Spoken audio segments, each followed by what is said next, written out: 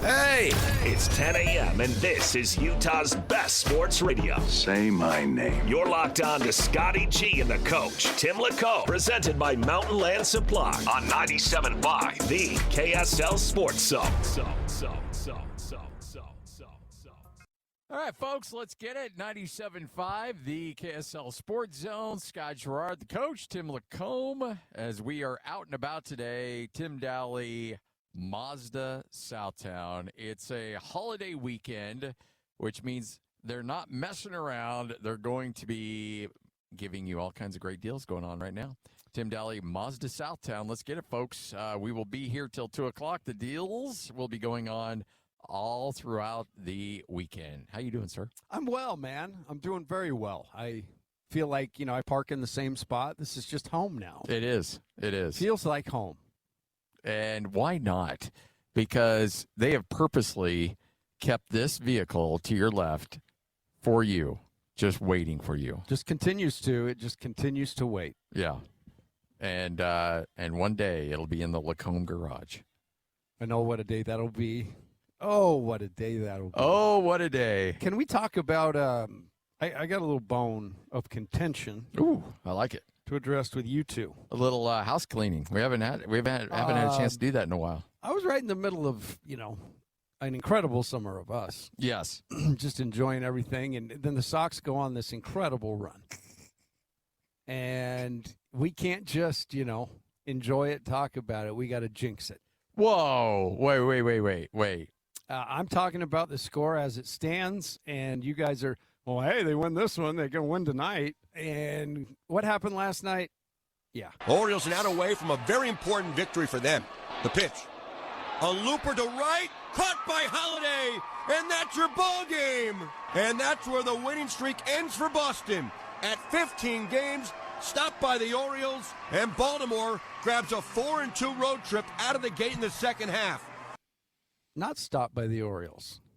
Stopped by my guys. Whoa, okay. The guys that I lean on for support every day. That is one of my, my family guitar, Red Sox. And in that we order. Go to one of those pillars. Or it can shift. Hold on. What was that order again? Family, guitar, Red Sox. All right. Why did I change it? The three pillars? Yeah, I know. Yeah, you kind of changed that up a little bit. Sorry. Huh. I had it out of alphabetical order. Sure. Yeah. I'd made that mistake. F and G always gets me, Yeah, okay, so do you feel any remorse, I guess? No, I don't, because I didn't see who's managing the Red Sox now, because I know they've blown out Isn't some it guys. Terry Francona? Okay. This is where this is going to stop, okay? We all know. You guys. No, not Terry Francona. Sorry. It's not Terry Crane. That was a couple of managers ago, Lloyd. Oh.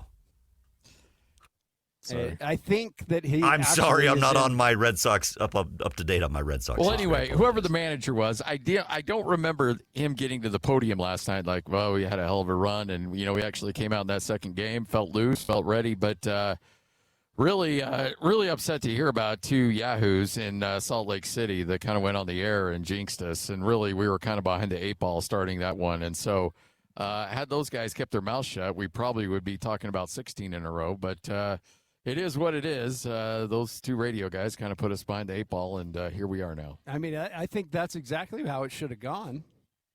Because I was cussing you last night in our text string. You did go a little, you were pretty aggressive. I was not happy about it. Yeah, I could see that. First time we've butted heads here, and I'm going to ask you guys to do better next time when I'm in the midst of a win streak. When the Red Sox are and that's off where the winning streak ends for Boston. Oh, Lloyd. See, okay, Lloyd, here's the problem. You're back there in studio. Yeah, I Not know. only are you behind the glass, I'm in a great place. You're about 20 miles away from the high scene up here. in my perch. I'm sitting exactly about 18 inches to the right of our guy, who is not in, look, you emit joy and happiness all the time. This is the one time where you're like, you know what? I'm a little salty, and I'm not overly thrilled with what's going on here. Well, there is no doubt, and I want to preface it, I love you too. It's not that I don't love you. I'm disappointed in you. Yeah, I'm not mad. You've hurt me. I'm disappointed. You've hurt me. Man, if I had a dollar for every time my dad told me that doesn't even faze me anymore. He's just like, yeah, what else you got for What me? else you got? Whatever. Well, on behalf of, behalf of Red Sox Nation, shame on you both. Shame on you. I mean, it was Let me. Oh, like Red Sox 1946 Nation is the has last nothing time. good going for them. Well, we were in last place about 2 weeks ago, so they've at least given us our summer back. Yes, We there can you watch go. the race now. You've got a vested interest in what's going on. So the question is, do you guys, it's always a question of how you respond after a little adversity. Do you guys rip off another 15 in a row? Don't. Because honestly, if you don't put together another long winning streak, I don't know if it's necessarily, like you just got to stack streaks on top of each other now. It'll be an uphill battle, much like the Chemistry caretaker on this show. No, the caretaker at the museum, in night at the museum, he had a lot of things to worry about at night. Yes. He had things coming alive. Again, you guys haven't seen that, but I would encourage you to. I am going to move on now, but I feel like I've at least I've aired my grievance. Yeah. By the way, I watched the Odyssey last night. Me and Brody and Brooks. It was good. Like, I liked it. It was. I don't know how much of a movie guy you are. I like movies. I mean, here and there. I would not suggest this one for you because just by the sheer length, I know that you've got a attention span that sooner or later it's like, okay, we got something else to do. Like that movie was a legit 3 hours and 20 minutes. And I love going to a movie. I love sitting down and watching popcorn and just being entertained. And by about hour two, I was like, okay, all right. You're getting, let's get this thing going. There needs to be a max on movies, by the way. It needs to be 2 hours max. There has to be a 2 hour max, I feel like. Yeah. I mean, yeah. I think my favorite version of the Odyssey is "Oh Brother, Where Art Thou?" Yes. That's kind of that version told in a different way. But I'm literary. I know what's going on. I know you do, and I'm not saying that you'll be like freaking out about the special effects or anything like that. I think it just is like it's just long, and everybody. There's like the who's who of Hollywood's in it. There's tons of famous people in it. It visually is incredible.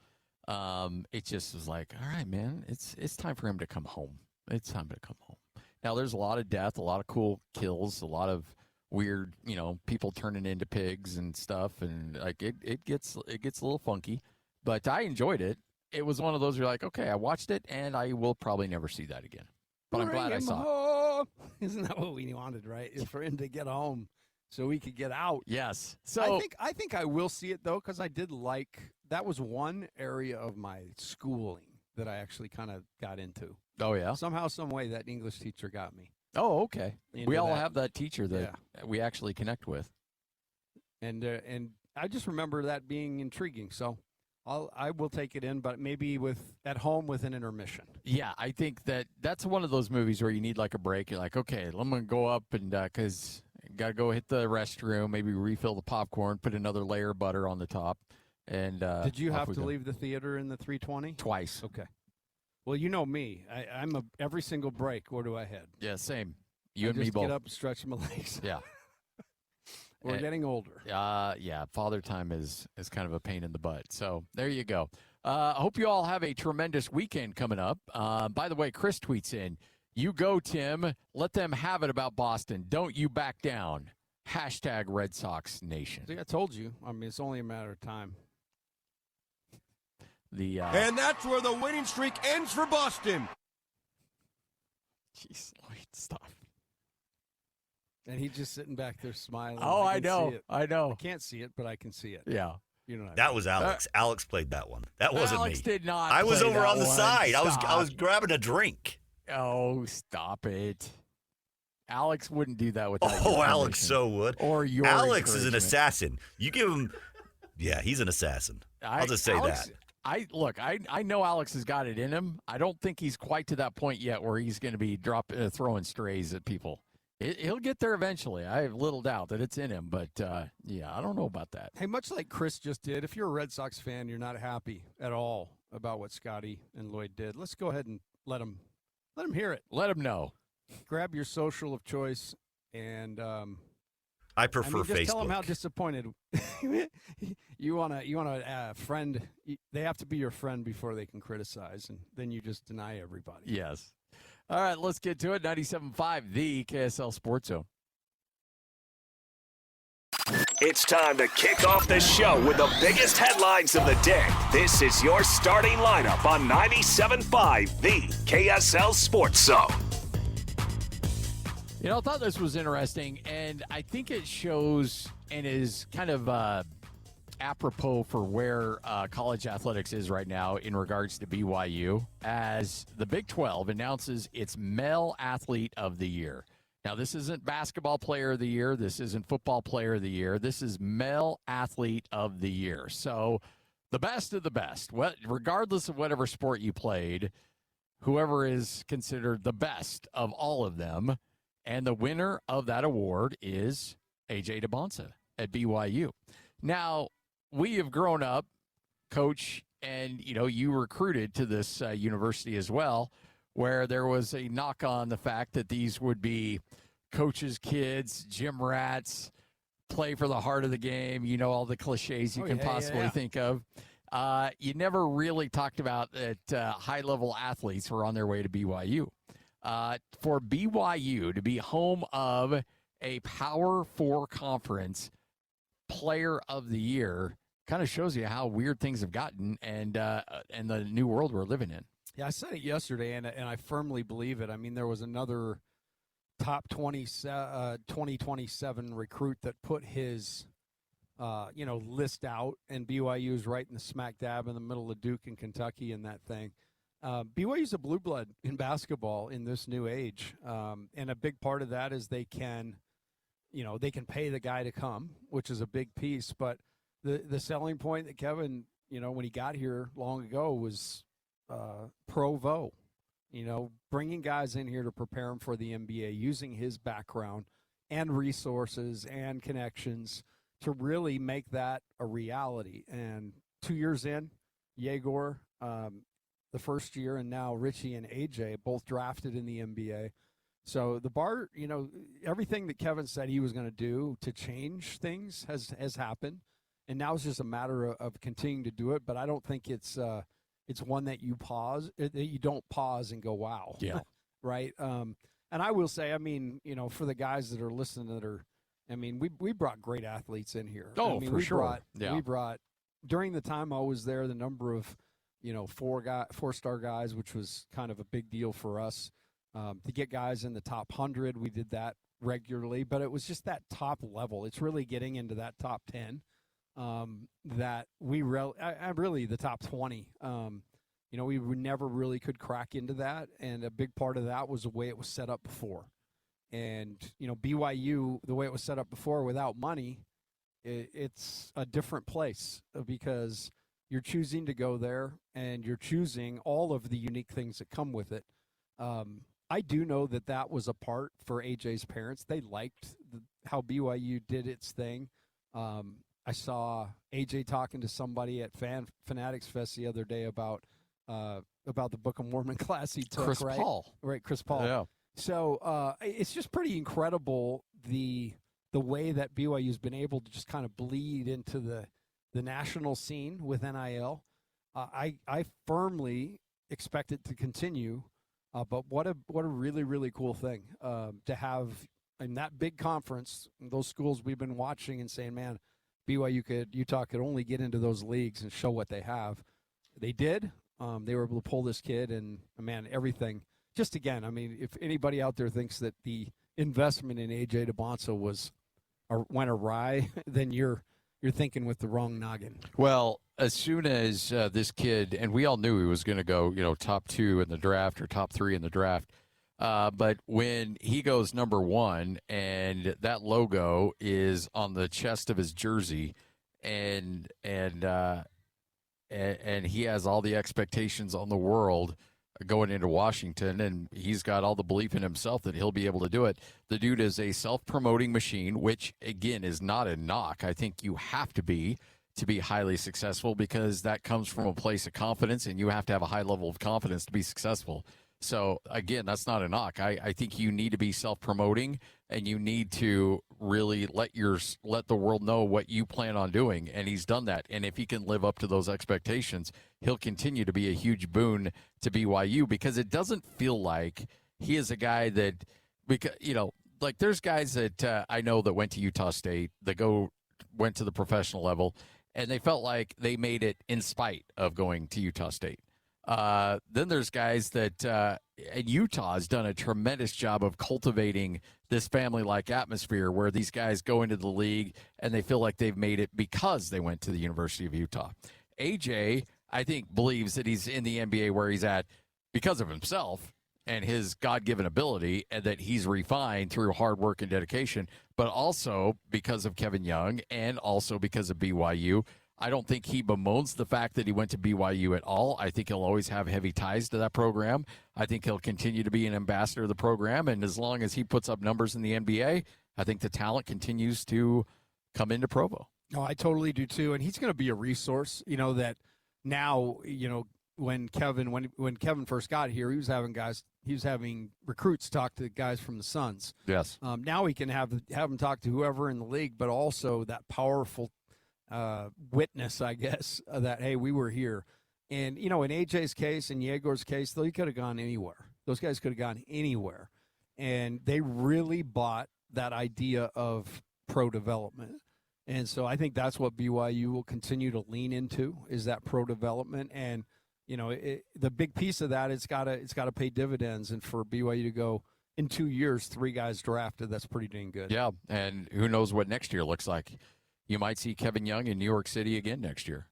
And the more time he spends in New York, I mean, we're used to seeing Bill Self and John Calipari and these guys just camped out in New York, sitting at the table, and when the name gets called, all of them jump up, and that coach makes sure that he's getting camera time like, hey, guess what? I'm the college coach that got him here. And every time Kevin Young sits at that table in New York, stands up and hugs his player, there's a lot of recruits out there like, well, geez, I remember him last year being there. I remember him the year before being there.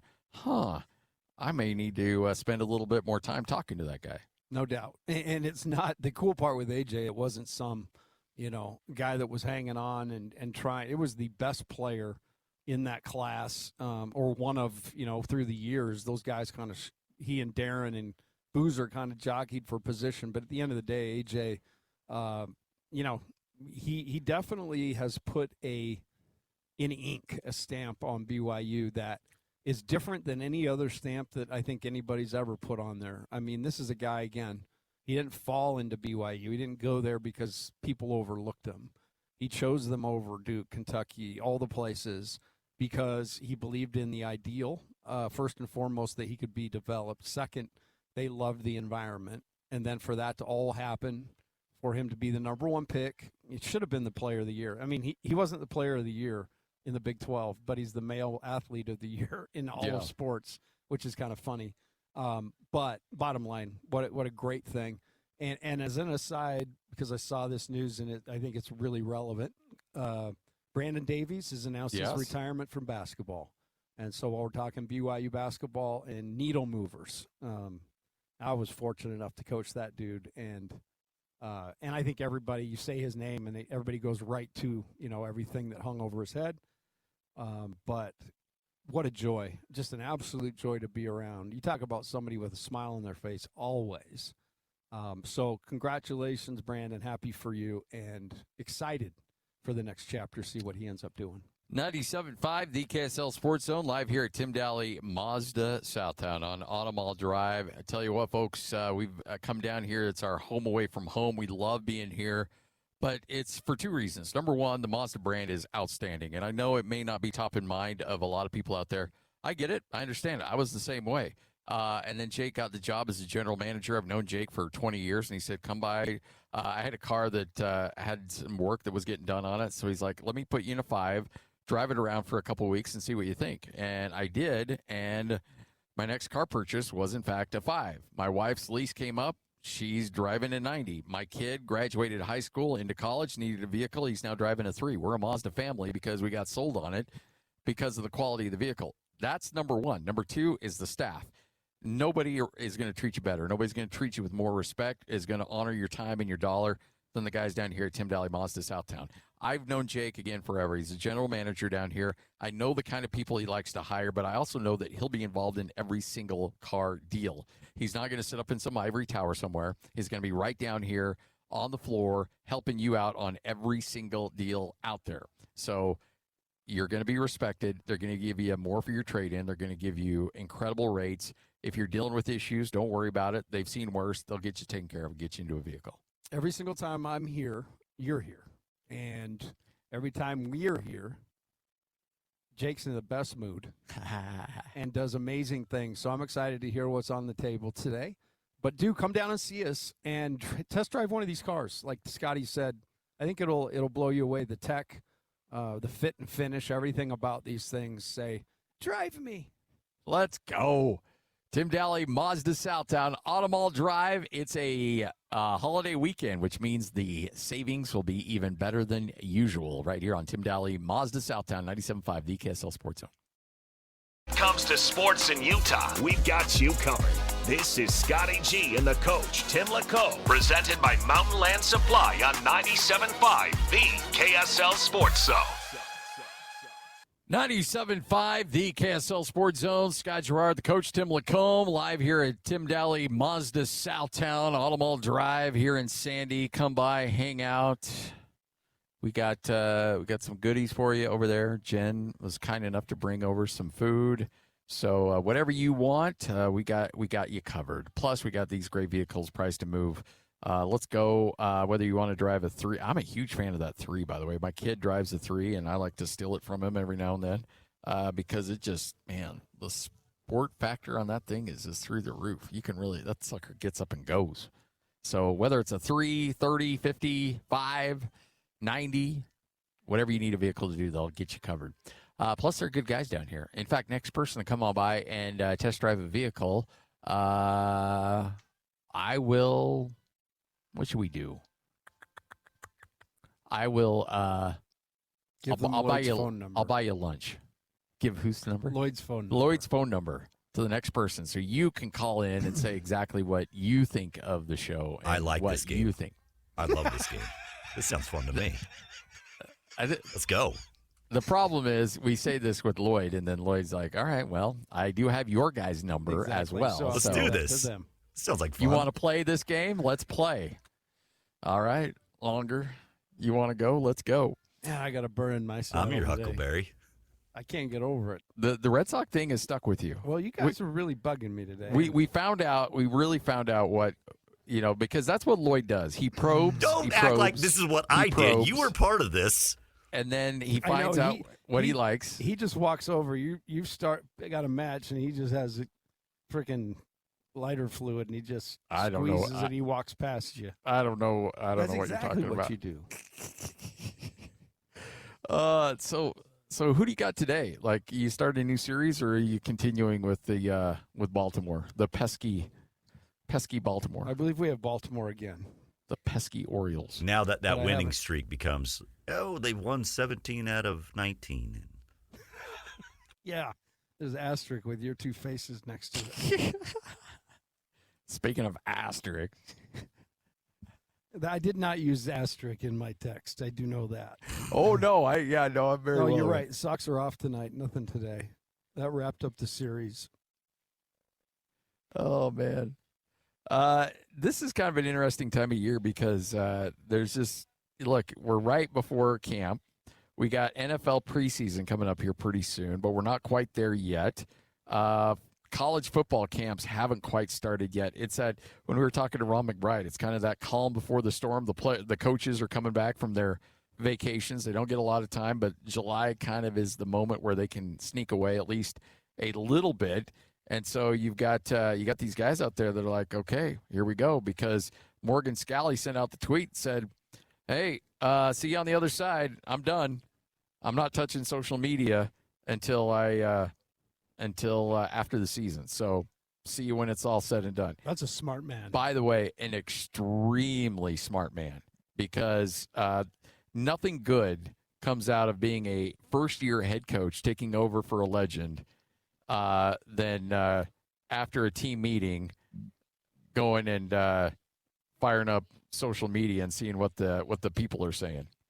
I actually like during games, as a game's ebbing and flowing, and everybody that is supposed like in the boat is just not in the boat the entire game, and then the best is when somehow, some way, that team pulls it out, and they've just been dishing on them the whole game. Yeah, and then it's just like, yeah, we got you. And then they flip to puffing out their chests.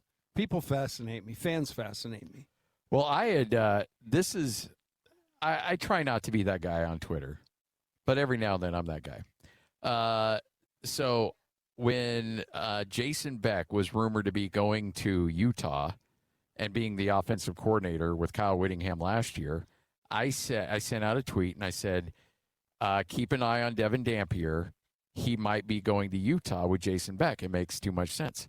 And I got just bludgeoned with Utah fans being like, Mountain West quarterback, we don't want any part of that nonsense. And then, he threw for the same touchdowns as interceptions. Like, passing the ball, his stats weren't great at New Mexico. Running the ball, they were fantastic. And so everybody's throwing out the stats. And I'm like, the guy's a good quarterback. Like, calm it down. He'll be just fine if he goes to the Big 12. But Utah fans lost their collective minds over the thought of a quarterback from New Mexico being their starting quarterback next year. And by the way, when I say their collective minds, I'm talking about the yahoos on Twitter, the 10%ers that are weird and stupid and over the top. And so Devin Dampier comes out on the scene, starts pulling up great numbers, and I start, okay, you know what? Let's go down the rabbit hole, shall we? And I start retweeting all these tweets of people that were just running Devin Dampier into the ground, because now he's the best thing since sliced bread. People are loving him. And I didn't take it a step far enough to actually try to cross-reference the individual people about what they were saying then as opposed to what they were saying now. I didn't go quite that far, but I did retweet about 20 tweets that I got from people that were just thinking Devin Dampier was the sludge of the earth and should be wiped up like he spilled out of the Exxon Valdez over a bird, and that's exactly all he is, good for anybody. And that's what sports are, man. That's the fun part about it, is we think we know, but nobody knows. You think you know as a fan, you don't know. We think Utah, or we think BYU and Texas Tech are the two best teams in the Big 12. It could be one of those two teams might hit the skids and go on a losing streak. We think Baylor and Dave Aranda is dead man walking. Well, guess what? They may end up winning the Big 12 for all we know. Neil Young. Young was a hell of a musician. Yeah, I know. Crosby, Stills, Nash, and Young. And him. But who was the head coach at Neil something at West Virginia? And we all thought he was getting fired. Well, he ends up having a great year, and then he got fired the next year. But Neil Brown, you just never know how things are going to play out. That's the beauty of sports, which is the ultimate, the original, and the best reality TV show. Well, and we said this. I mean, it's a perfect example, because you don't know. And I think if you were to rewind the tape, I like to do that. I know.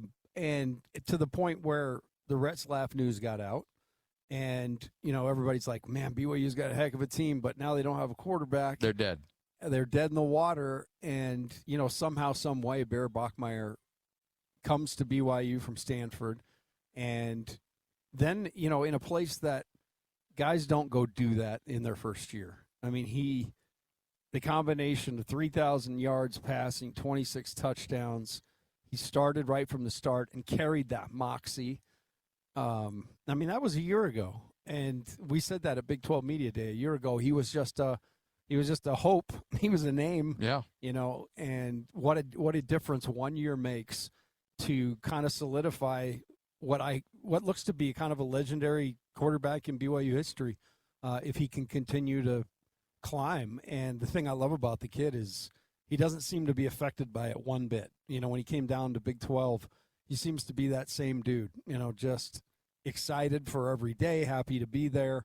But so that's just another perfect example of, who is it this year that's sitting out there right now at one of those places waiting in the wings to make their name. Yeah. And, then have us talk about them, and then have us talk about them more to the point where they're a fixture. And that's why there's so much hope and excitement every off season. But at the same time, it makes the news a little bit, this is the glut of sports right now. I mean, we had the Red Sox streak to talk about. That's now gone. I think that's actually honest, that's Lloyd and I actually screwing ourselves there because, we could have had a lot of fun breaking down the Red Sox from last night, but we can't because he and I screwed it up. And so now we can't. That's one less topic off the books today. Yeah, I had so many. There's a convenience store called Cumberland Farms. I had about 7 locations and had coordinated talking to, 7 people out there just to kind of get the feel for things. But I had to cancel all that.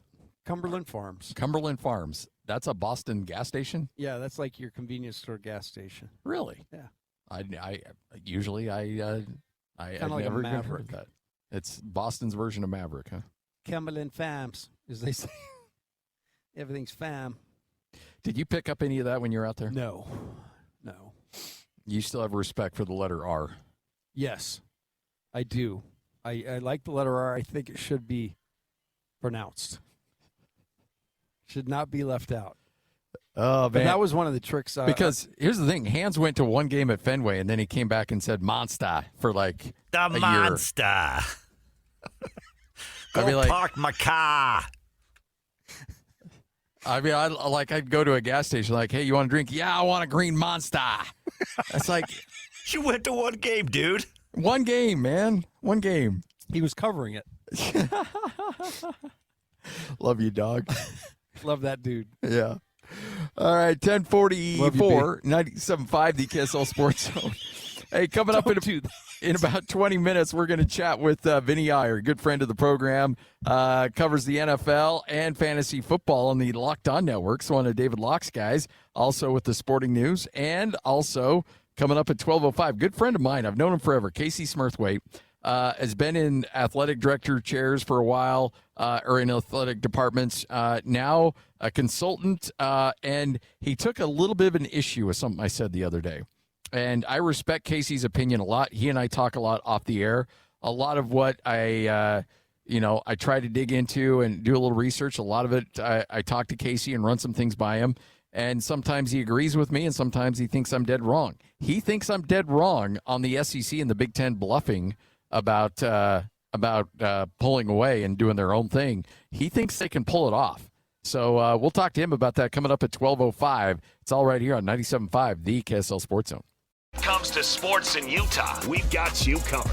This is Scotty G and the coach, Tim LaComb, presented by Mountain Land Supply on 97.5, the KSL Sports Zone. 97.5, the KSL Sports Zone. Scott Garrard with you alongside the coach, Tim LaComb. Hey, guess what, folks? Time to give away some tickets. These just aren't normal tickets either, folks. No. We have got Post Malone tickets. He's going to be hanging out with Jelly Roll and Carter Faith, Rice Eccles Stadium, coming up on July 28th. That's just 5 days from right now. Tickets are on sale at livenation.com, where you can grab those tickets, or you can be calling number 12 right now, 801-575-ZONE. That's 801-575-ZONE, and your chance to win. All right, so you mentioned it, Brandon Davies, now stepping away from the game of basketball, made a couple NBA rosters, played a lot overseas, was all Europe a couple times. The guy had himself a hell of a career. He really did. I mean, I thought that his time in the NBA, I was hoping that he would stick, because I think you've seen the big guys that come into the league in the last few years do what he could do back then.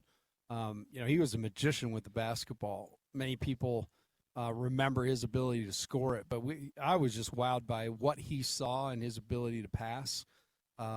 We were really fortunate that the dude went to high school right across the street, and Coach Mack talked about protecting guys and keeping them out of the out of the fray of other schools, and that was a big part of my job. Did you hide him? I did my best. He spent a ton of time with Collinsworth family back then. Yeah. So they were in the boat with us, so we'd try to, go spend time with them. Yes. And anyhow, it all worked out great. And, he did it. This dude did it on his own. He's a guy that had to overcome a ton of stuff now. And I think many people in that situation probably would have just walked and said, I'm going to go be something else. But he dealt with everything head on, and I couldn't be more proud of him, really. And as you said, the career he had is over in Europe. I mean, he'll be remembered over there for a long, long time, and so he made his mark. Never in a million years, and this is me just on the outside looking in, never in a million years did I think he'd come back to BYU. Like, I just, and after what he went through and how difficult that situation was, to show that kind of commitment to the coaching staff, to that team, to those teammates, I think says a lot about that kid, because nobody would have blamed him one bit had he gone and finished his career somewhere else. No, I mean, it probably, in hindsight, it's probably what you'd counsel a kid to do. But I think he was so resilient, and I'll never forget one of the first games that he came back and sat on the bench with us. We were playing Wyoming, and it's the night that we were able to clinch. We were able to clinch the conference title, or share of it, with New Mexico. And just seeing him down there, it was such a sign of solidarity. And I think our guys, they played extra hard that night because they knew what it meant, that he was there and was going to be a part of things going forward. You talk about teams at that point, there was everybody and their dog, trying to figure out how to get into that thing. So he could have, like many people do, he could have absolutely run, and I don't think anybody would have blamed him. But he stayed, and I think that just shows what kind of kid he is. I don't think there's any doubt. And it was super impressive to watch him finish his career at BYU and the success he's had at the next level. Certainly well-deserved, and to hang it up and say, you know what, I'm walking off under my own, I'm walking away from the game. The game's not walking away from me. And the dude's going to go and be successful, whatever he wants to do after that. Absolutely. I'm curious to see what his next decision will be. I wonder if he'd stick around the game, or smart guy, really capable. So I'm, could get into some business things. But really, the sky's the limit. He's got a beautiful wife and family. They just built a beautiful home in Highland. So he lives out there. And, yeah, it's going to be great to see him around more. Is there like a rule that if you played ball at BYU, that do they give you like half off a lot in Highland or something like Alpine, that, yeah. Alpine? Like, I've always wondered this. I don't know. I didn't see any of that in the contract. I'd have to go back and it might be in the honor code thing. I'm like, for making you live this way 4 years. If you go 4 years, then you get like 50% off a lot that you can build on in Highland Alpine. Yeah, I tell the joke all the time now. Like, BYU has changed so much, because back then it was like we wanted a commitment. You were basically going to live like, a monk. Yeah. And at the same time play really high-level basketball. And with that, we also were not going to give you any money other than what the scholarship entailed. Nowadays, hey, man, tell me more. When you can lead with $1 million, okay, what else? What you have to do seems a little insignificant, I guess. So that whole thing is flipped from the time I've been there. Just a bit. Whoever knew that the BYU would be home of a high-level lottery one-and-dones. Exactly. And just keep replenishing it. It's absolutely amazing. Amazing. It's crazy. Mind-boggling. And maybe, when A.J. DeBonsa builds his house in Highland Alpine. Highland, I think – for sure. He may actually build one that spans both cities. Just over both borders. He truly is Highland Alpine, yes. Where do you live, Highland Alpine? Oh, man, that's awesome. Which one? Both. Both, actually, yes. That's what that NBA Max contract can get you these days. All right, coming up, Vinnie Iyer. We will chat with him from the Locked On Network. He's a fantasy football guru, NFL guru. He's been covering the league for a long, long, long time. All right, so we are live here at Tim Daly Mazda Southtown. Jake's going to come by here in about an hour or so. We'll chat with him. He's stuck in some meetings, but he'll come down here and we'll talk. I'm going to safely say, though, and I'm going to talk on his behalf, this is what he does to Tyler, I'm going to do to Jake. I'm just going to go out on a limb and say, come in and ask about the 1.9% interest rate. Just come in and say, hey, 1.9%. And if you can go any lower, let's do that too. Because Jake can buy down some of these rates to an incredibly low rate. These new vehicles, he can give you more for your trade-in. He can give you a ton of opportunities to push back or create your payment. If you want to wait a few months before you make your first payment, they can do that. If you want a year of free gas, see, we thought gas prices were coming back down. We were like $3.40, and then like, oh, boom, bam, back to $4.15, just like that. So you don't have to worry about that because he'll give you a year's worth of free gasoline.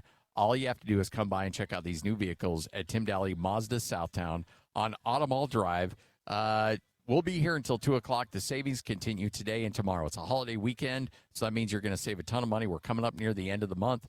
Tim Daly Mazda Southtown.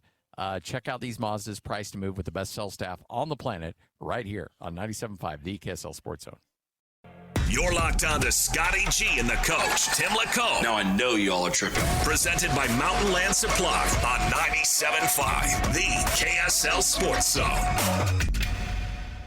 97.5, the KSL Sports Zone. I'm not buying it. Like, I think I love Alex. I love you. I think you're awesome. I think you might be pandering to the old folks. Like, there's no way you're listening to this on the regular. There's no way this is on your playlist. He's totally he's pandering towards one person. He's pandering towards Coach is what he's doing. Little ELO, baby. I know. And that's fine. I'm not hating it. I just look, we want. So you're not thinking he's being authentic? No, I don't think Alex is driving around, coming to and from the station, just cranking his head this. To that. Like when he's on 300 West, about to pull into the parking lot. I don't think this is blaring from his vehicle. Do you think he hits that little part? Searching. He's just singing the backup. Yeah, and maybe he is, and if so, I apologize. I just don't think somebody at the tender age of 26, like 21, 27? I think. What's that? He's 21, I think. Is he 21? Oh, jeez. Talk about an old soul. Yeah. There's I guess he is 26. He looks 21. He's young. Yeah. Boyd. Yeah, 26. I don't think a 26-year-old's driving around listening to this. I don't think I was 26 driving around listening to this. Just make sure you know it's not me criticizing or complaining. Hey, look, I like it. No, it's fine. Yeah, keep it coming. I'm just, I love it. Yeah. And I love that you're pandering to me. I think more people on this show should be a first. I'm surprised he didn't come back, want to play a little dirty water, just to make you. I love ELO, man. I listen to it almost on the daily. It's in my playlist. Have you seen Xanadu? No, I haven't seen Xanadu. You need to see Xanadu. It's full of ELO. Yeah, but you don't want to make him watch that. Xanadu. It's really a bad show. Prime Olivia Newton-John. I realize now, after time's passed, and I was a young kid, and my dad, he had all of these albums of Olivia Newton-John. I couldn't figure out why. And then we had we had to see Xanadu. And I think that might have been like the, Sydney Sweeney of that time. Okay. I see what you're saying. Or something. I don't know.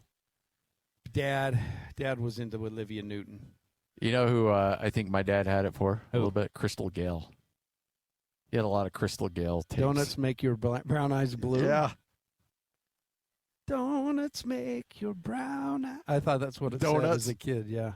I was like, I want to make my brown eyes blue. I should have donuts. My dad had a thing for Crystal Gale. My mom absolutely loved what's his name? Magnum P.I. Tom Selleck. Tom Selleck. Yeah. Yeah, I don't think Tom Selleck had much time, a tough time getting a date. No, he was doing all right. I'm sure it was more like a booking. Yeah. Tom, we'll see you between 1 and 3. Oh, man. Yep. All right. We're going to chat with Vinnie Iyer coming up here in just a moment, one of our favorites. Vinnie covers the NFL, fantasy football guru as well. And we will maybe get some thoughts from him as to exactly how great the Raiders are going to be this year? Yeah, I do believe Vinny's going to tell us they are in a historic upswing for some reason. Yes, I think, in fact, if you guys do not win the AFC West this year, It's a disappointment. it's a huge disappointment. If Fernando does not win Rookie of the Year and at least get some quality votes for Offensive Player of the Year, it's a massive disappointment. Well, you just hold on to your orange belt there, buddy, because we're coming for you. Yeah, Brody, I was driving Brody around last night, my son, my 15-year-old, diehard Broncos fan. And it's just kind of the quiet moment in the car. And he goes, "Are you kidding me?" And just screams it out. And I was like, all of a sudden you think, like, am I going to hit somebody? Like, what's going on here? And he's like, he saw some Joe Schmuckatelli on Instagram, and he gave these AFC West odds. And it had the Chiefs at 35% or 36%, the Chargers at 33%, and the Broncos at 24%. And he was just irate about this. Like, how could somebody be so stupid and say this? And I'm like, look, Brody, there's a little thing called rage baiting going on here. They want you to get mad. And he goes, who would make their living by trying to get emotional about sports and try to get people all fired up? And I'm like, hey. You like the car we're driving in right now? You like the house we're living in? Okay, some of that might have to do with our living. So maybe let's just back that down a little bit before we get too upset. Chill. Just be like, it's been pretty good to us throughout the years. So maybe let's dial that hatred back a little bit. He's like, well, that's different. He's like, at least you're honest and don't make up stuff. And I'm like, again, let's just back down a little notch. Yeah, right. Maybe fudge the. Let's I'm looking at the odds right here. The Raiders are around plus 2,000. Oh yeah, so that's not good. No, that's not to win the AFC West. All right, joining us now from the Sporting News and the Locked On Network as well. We've talked to him for years and years. One of our favorites, Vinnie Iyer, covering the NFL, fantasy football guru as well. Vinnie, how you doing? Doing well. Thanks for having me, guys. Hey, it's been a moment. How's your summer been? Everything good? You're ready to rock and roll this upcoming season? Yeah, I think so. I think once we get to August, then it really gets real for me.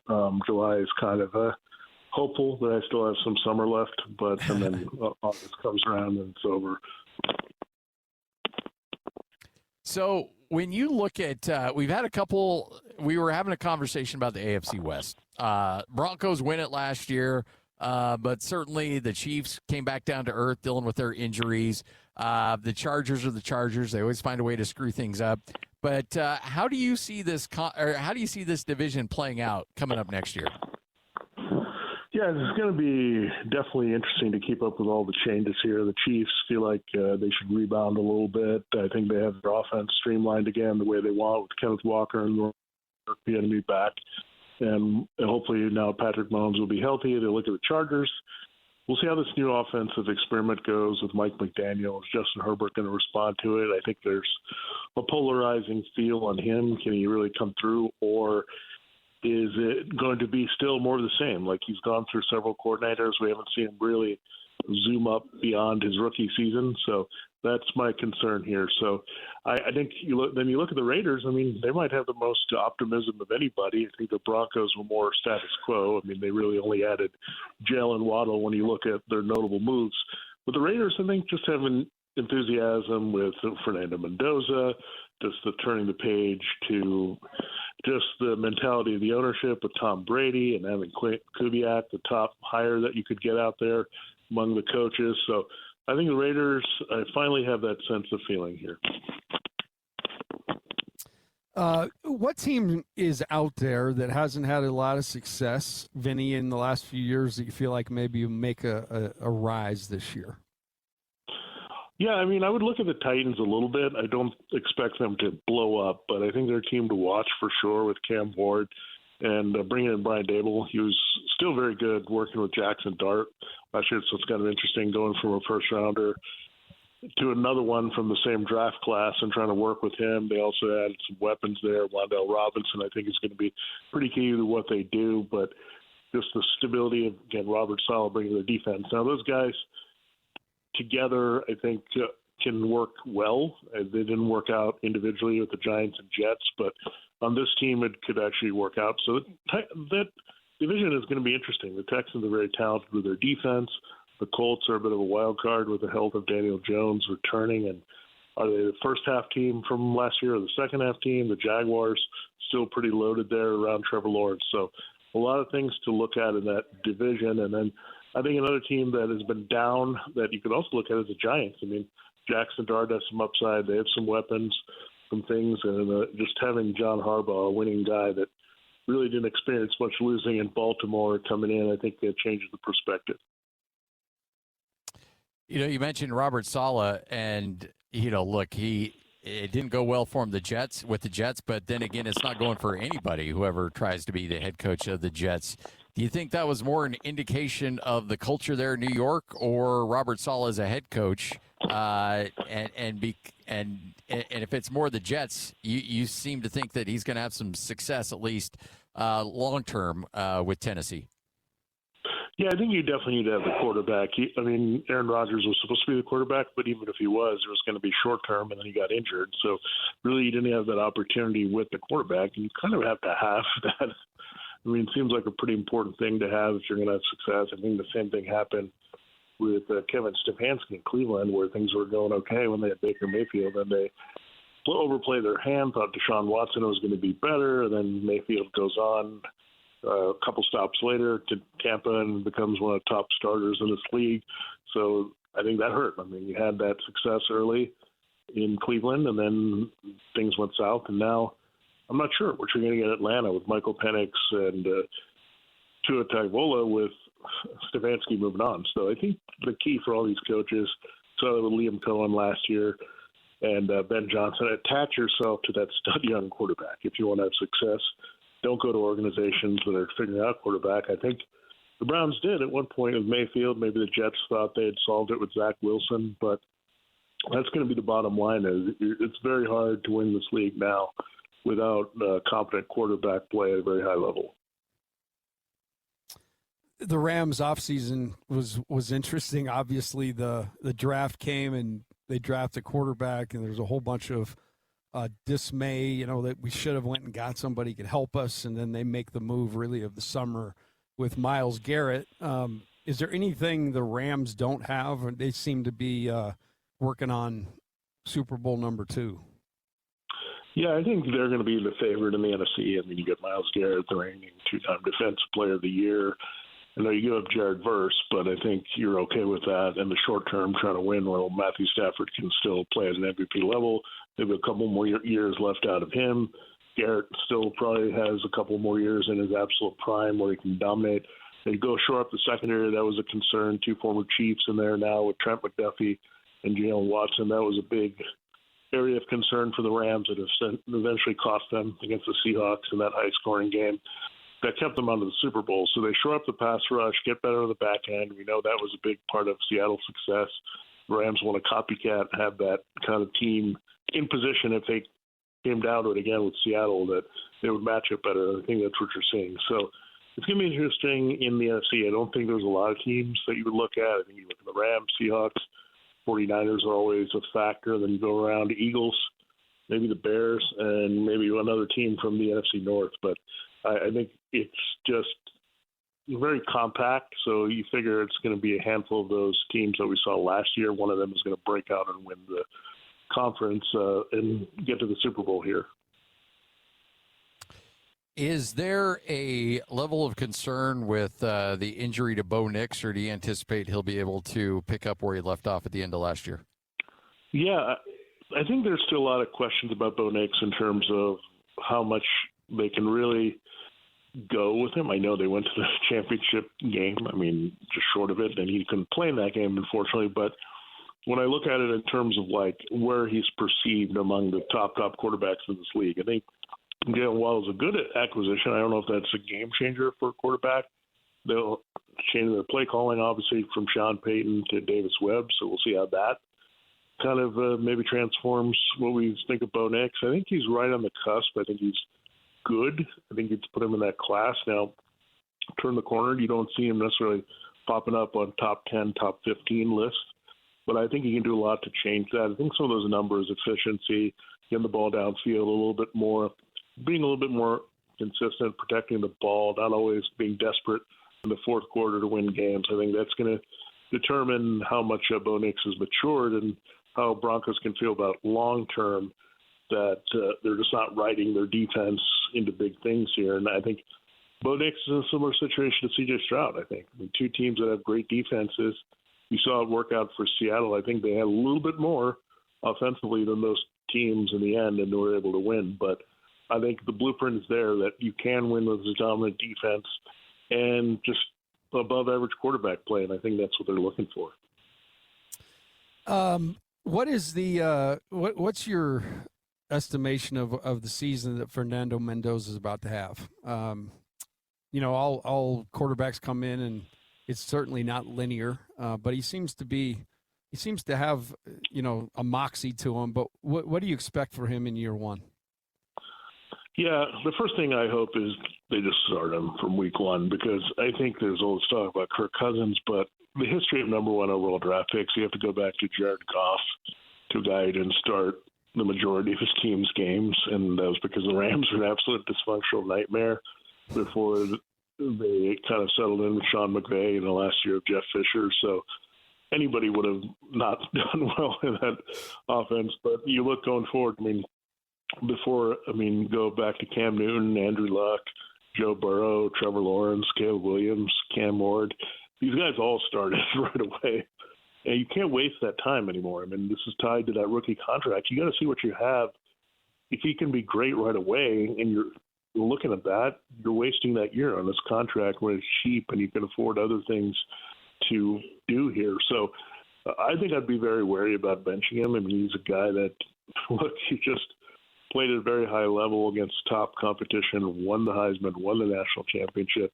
Not many guys have done that. We've seen Newton and Burrow and some guys do that, and then they've come in and played well right away. So I think history and the blueprint says don't sit Mendoza. He's got Colton Miller back. He's got an elite center now. You've got Ashton Genty, Brock Bowers. You've got Clay Kubiak. There's a lot of things that are going to say that Mendoza has a support system to have success right away. Vinnie Iyer, Sporting News, Locked On, right here on 97.5, the KSL Sports Zone. You got the number one overall pick in your fantasy draft. Who are you going with? Yeah, I think this question has been bounced around quite a bit here. I mean, Jahmyr Gibbs is definitely appealing now that you don't have David Montgomery there. We'll see about what we get from Isaiah Pacheco. I think it's pretty much between him and Bijan Robinson. I think there's a case for both to be looked at here. I think with Bijan, I think what's going to help him a lot is that potentially Tua Tagovailoa will start, and he was a check down guy a lot. So that could make the difference, right? I mean, Jared Goff is also a check down guy, but Bijan could be getting like 3 and 4 yard passes constantly because Tua can't run at all. I mean, Jared Goff's not mobile. So I think that's the slightest difference. I might lean towards Bijan, but I think there's a case to be made for either of those guys. I would definitely say one of those guys, because they're so big assets in the passing game that they're going to jump any wide receiver because you're going to get that ability plus all this stuff they give you on the ground, rushing and scoring touchdowns. Do you feel like Drake May will pick up where he left off? And, that last year was fully authentic, that he is that guy? Well, I think he did definitely set a high bar because he did lead the NFL in completion percentage and yards per attempt. That's hard to duplicate from one year to the next, especially at 70%. That's an incredible clip. So, I mean, the only thing you could just have a slip just by, hey, you're not going to play at that incredible level execution. But I think if he's around 7.8 to 8 yards per attempt, he's still completing like 68% of his passes. That's still going to be on top. And then you have A.J. Brown and Romeo Doubs. I think that's a big change from what he had last year. So he could look different. I think the support of the running game is going to be there. We'll see. I think he has the potential of anyone to put up 35 touchdown passes easily. So he's a guy that I look at, and definitely his stock, I think, went right back up once A.J. Brown came into the mix because he's a guy that can give you a lot of big plays and touchdowns. So for fantasy purposes, I think Drake May is right up there. When you look at Josh Allen, Lamar Jackson, I think he's kind of reestablished himself as that third appealing quarterback. At what point do you think we play an 18-game regular season? Oh, it's probably coming soon. They probably have to almost eliminate the preseason, which they've already chopped off one game. Might as well chop off another game. You might get to a point where there's no preseason at some point, and they just have things that are pointed toward the regular season, maybe charge for some scrimmages and all that. But, yeah, I think you're headed there where you'll probably go down to 2 preseason games, maybe extra a little bit of training camp so people are prepped, and then have maybe double buys, and that every team getting 2 buys plus that 18-game schedule. I know it's July, but I know you also probably have a Super Bowl prediction already. Will you drop it on me? Yeah, I do like this is a little different one than I'm used to, but I do like the Bears quite a bit to get there. And I think this could be Buffalo's year finally. I think everything is lining up. It has to be at this point. I mean, Josh Allen and all the pieces they have, getting DJ Moore. I think just the mentality with Joe Brady and not having that kind of maybe reined-in approach with Josh Allen and just let him go and let him be the guy, and the defense still can hold up and be pretty effective there. So I think Buffalo, Chicago, those are some teams I'm looking at. I mean, right now I think I would say a short list right with those teams are Rams, but I think it's the year for Buffalo to finally break through. I think this has to be here because the Ravens are weak and the Chiefs are a little bit slower. So this is your chance to cut through. Otherwise, you're going to see Patrick Mahomes and that train get back on track by next year. Appreciate your time, Vinny. Thanks for joining us. All right, thanks, guys. There he is, Vinnie Iyer, Sporting News, Locked On Network. He doesn't like Bo. Yeah, I know. Yeah. That really bummed you out. No, I just think it was a shot. I don't think it was a shot. I just think it was careful. It didn't make a lot of sense to me. Yeah, I know. I mean, it's sometimes bad news for your franchise. Because Bo is the end-all, be-all. 15, it hurts. Above average quarterback play? We lost Scotty at that point. I saw him just sit back in his chair and just look up at the ceiling. Like, what? Does he know we have Bo? Yeah, I hey, put your fandom aside for a second. Happy to just put it aside. I'm putting my okay. All right, man. I've never heard you end an interview like that either. Like, okay, we're done. Well, that happened actually. I've heard him do it with Locke. We're done here. Yeah, that did happen with Locke. Okay, we're done. 29 touchdowns, 12 interceptions. Okay, all right. I'll take the fandom out of this. Okay. And put the ankle in it too. By the way. Yeah. Okay. Well, I mean, that's not his fault. Like, he didn't go out there and purposely. It's not like he was jet skiing on the weekend and broke his ankle. Man, between your shin and his ankle, the Broncos are screwed. I know, right? 29 touchdowns, 12 interceptions last year. QBR of 53.5, which puts him, I think, 14th in the league. All right, so, okay, if you want to go based on QBR, that's average. 29 touchdowns, 12 interceptions does not seem average to me. Or actually, no. Last year, 25 touchdowns, 11 interceptions. Threw for 3,931 yards. Ran the ball for 356 yards and 5 touchdowns. That's above average. In the playoff game against Buffalo, the win. Let's see here. How did he do? Where's the playoff numbers? 3 touchdowns, 1 interception. I don't like. Does this seem like mediocre quarterback? Hey, can I just say we have? By the way, we have a voicemail from a listener that has some thoughts on Bo Nix. Would you like to hear it? Well, I don't think we actually do. I think no, we really do. Manufactured by you. You'll be able to tell. This is from Kevin M. If I have a vote, I'd like to hear it. Well, I mean, I'd like to hear it too. I just debate the authenticity of what he's about to play. I've said it's probably Alex. No.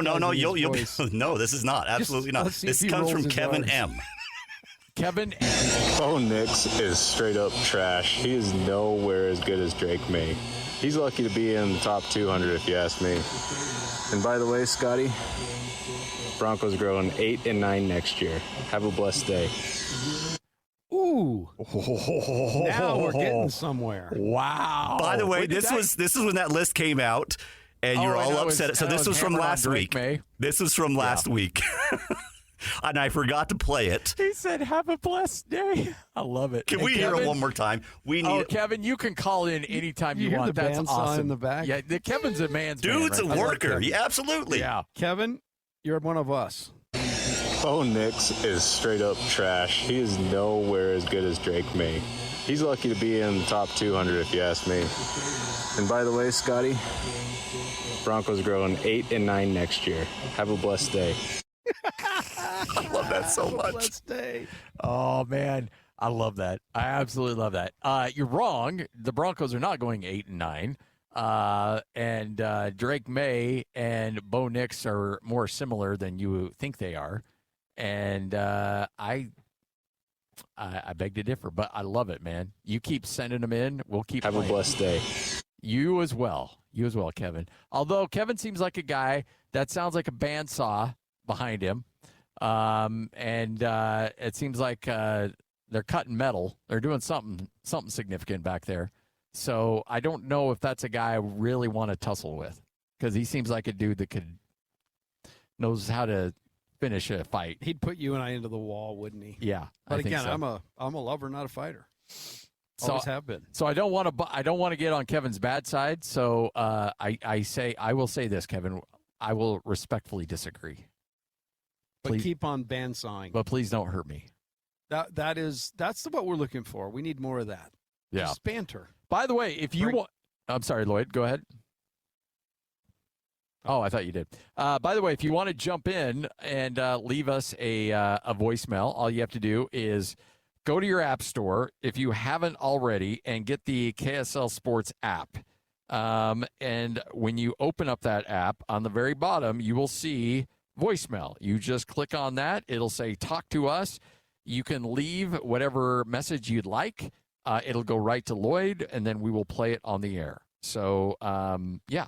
In fact, if you want to leave us a good voicemail, we'll go ahead and play the best at the end of the show or even during the show. So your response, if we say something stupid you don't like, feel free to chime in at any time. And I just had a thought. That's a good way to get songs, too. Oh, yeah, So there you have go. a song you want us to play for next Listener Friday. That would be a good way to get to us as well. By the way, you can use that app to take us anywhere you'd like to stream, whether you're in Logan or London. Doesn't matter. You can still stream us using the KSL Sports app. All right, 97.5, the KSL Sports Zone, live here at Tim Daly Mazda Southtown.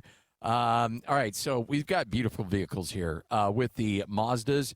The new 3s are awesome, but I want you to check out this new 5. In fact, Coach, I'm going to walk over. This is terrible radio, but I'm going to walk over and I'm going to show you this TV screen in this new 5, because your college TV screen was not as big as the monitor in this thing. I saw it. I mean, it's like a laptop that's mounted on your dashboard. It is amazing. That's the kind of tech you get here at Tim Daly Mazda Southtown. That 5, this is going to be my next ride. When I leave my 50 and I jump to another vehicle, it's going to be this 5 right here, because I love everything about the Mazda brand. I love everything about these vehicles. I love exactly what they can do. I think they're outstanding rides. So all you have to do is check it out for yourself. Tim Daly, Mazda Southtown, Automall Drive here in Sandy. You got a great sales staff that's here to help you out as well with whatever you might need. Tim Daly, Mazda Southtown, 97.5, the KSL Sports Zone. Ever walk past a place for rent and wish you could just take a peek inside? Maybe even explore the layout. Envision the natural light streaming through the windows. Or plan where your vinyl record collection would go. At Apartments.com, you can. With tools like their 3D virtual tours, you can see the exact unit you could be living in. Really envision yourself in your new home with Apartments.com, the place to find a place. It's time to saddle up and talk about the winners and the losers. This is the good, the bad, and the ugly. Now, here's the good.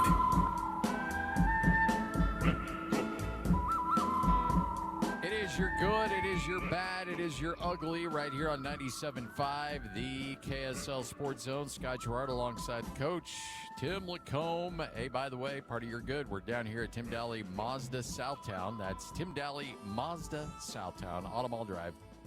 Come on by and let's get it going here. By the way, SEC Media Day, continue on. It was Lane Kiffin's day today. Oh, boy. And boy. See, like, I think being around, my wife is now a therapist. And so I get a little insight into the therapy community here and there in terms of, you know, she'll say, hey, you know what?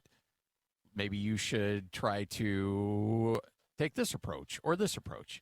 And every now and then I'm like, well, in fact, all the time I'm like, wow, that's actually a really good point. I think Lane Kiffin needs to go see himself a therapist. Because there's moments where he will do really ridiculously dumb, stupid things. And then it's like all of a sudden, and he has these moments of clarity after the fact where it's like, oh, I should have done this. And he'll say things and be like, okay, Lane's figured it out. And then he'll go and do something completely stupid again. And then it'll be like, oh, you know what? Maybe I should have done things differently. Now at Media Day, he said that I probably should have done things differently on his Ole Miss exit. Said, yeah, I do. I think that it's a good thing that I look at life the way I do now. I didn't think I was right looking back now. I look at things different. How could I have done them better? But it's also easier to do that when you're further removed. There's no emotions involved. I wish I would have gone in when I met with Keith and said, I've made the decision to go. I wish I would have just said, hey, I'd like to coach the team. And he'd say no. And I'd say, okay, I appreciate it. And never even discussed it again. It feels like the more this dragged out, the more that I fought to coach the team, the uglier it got. I should have just respected his decision at the first and moved on. Yes, absolutely. And that's the thing. Like, I think a lot of us, you know, it's like whether you get in an argument and then afterwards you're like, oh, I should have said this or I should have done that. Or well, as soon as the emotions calm down, you realize that you handled things poorly. I think Lane Kiffin I think Lane is not as bad a guy as a lot of people make him out to be. I think Lane just gets really emotional. Yes. And he makes emotional decisions. He says emotional things and it gets the best of him. And then when he has a moment to calm down, relax, decompress a little bit, he immediately regrets the things he does. Sounds like a guy used to know. A guy that me, you know, when I coached. Yeah. Emotions, they can get the best of you, and you do act out of character, not, you know, and I do feel like he's kind of been the golden child for so long that it's almost like, what would Richie Rich be when he got old, you know? Yeah. And he'd be Lane Kiffin. So the cool part is he actually acknowledged it, because that does show that he's got a heart in there. And I agree. I think it could have been totally, totally different. That didn't have to be what it was. But that one word starts with an E, and it messes up everything, emotion, which is all tied to ego as well, yes. Right? So all that stuff, again, you know, something Jenny could tell us more about in a therapy session. Maybe we do a segment during the season, sports therapy. She could just help me to deal with you and Lloyd on the air. I mean, it sucks when somebody goes after your team, doesn't it? It really does. Like that, when that guy's talking crap about Bo, or, you know, perhaps and that's where the winning streak ends for Boston. Lloyd, we're having a moment here. We're trying to work through. Like, Coach is bringing up a really good point. When Vinnie Iyer was going after my guy Bo Nix, I was not happy. I mean, hey, I was not happy. You got emotional. I got a little angry. I wasn't mad at Vinny. I was a little disappointed in Vinny because I thought he would be more educated at his job than Vinny. Vinny, dig in a little more, bud. No. Hey, the other great thing about sport, though, is we all can have opinions. Yes. That's why even we have ones. A job. Yeah. I mean, I think Vinny would probably have better ones than that, but, you know, okay, that's fine. I'm hoping Don't this you voicemail come thing like that at on. our guy, Vinny. I'm not coming at it. Oh, he's I'm talking about Scotty. Yeah, I'm talking about Scotty. Don't you do that. No. Nope. Vinny's covered the league for a long time. He is a knower of ball. I just think his education would be a little higher than what it was. In I think he's Northwestern, that one dude. topic. I believe he's Northwestern, my man. If you would take those orange glasses off and see the world the way we do. All right, Lloyd, you take your anti-fandom out of it. Do you think Bo Nix is a mediocre quarterback? I think he is, but I think he's had flashes where he's above mediocre. You really believe that? The Bo Nix is a mediocre quarterback. Yeah, I do. Like, I think he's been fooling us for a couple years now. I think if he's able to do it for one more year, I'll be okay. I might start to buy into it a little bit, but I just think I'm not seeing it yet. Okay, he looks. Right. Yeah, I just average. Don't.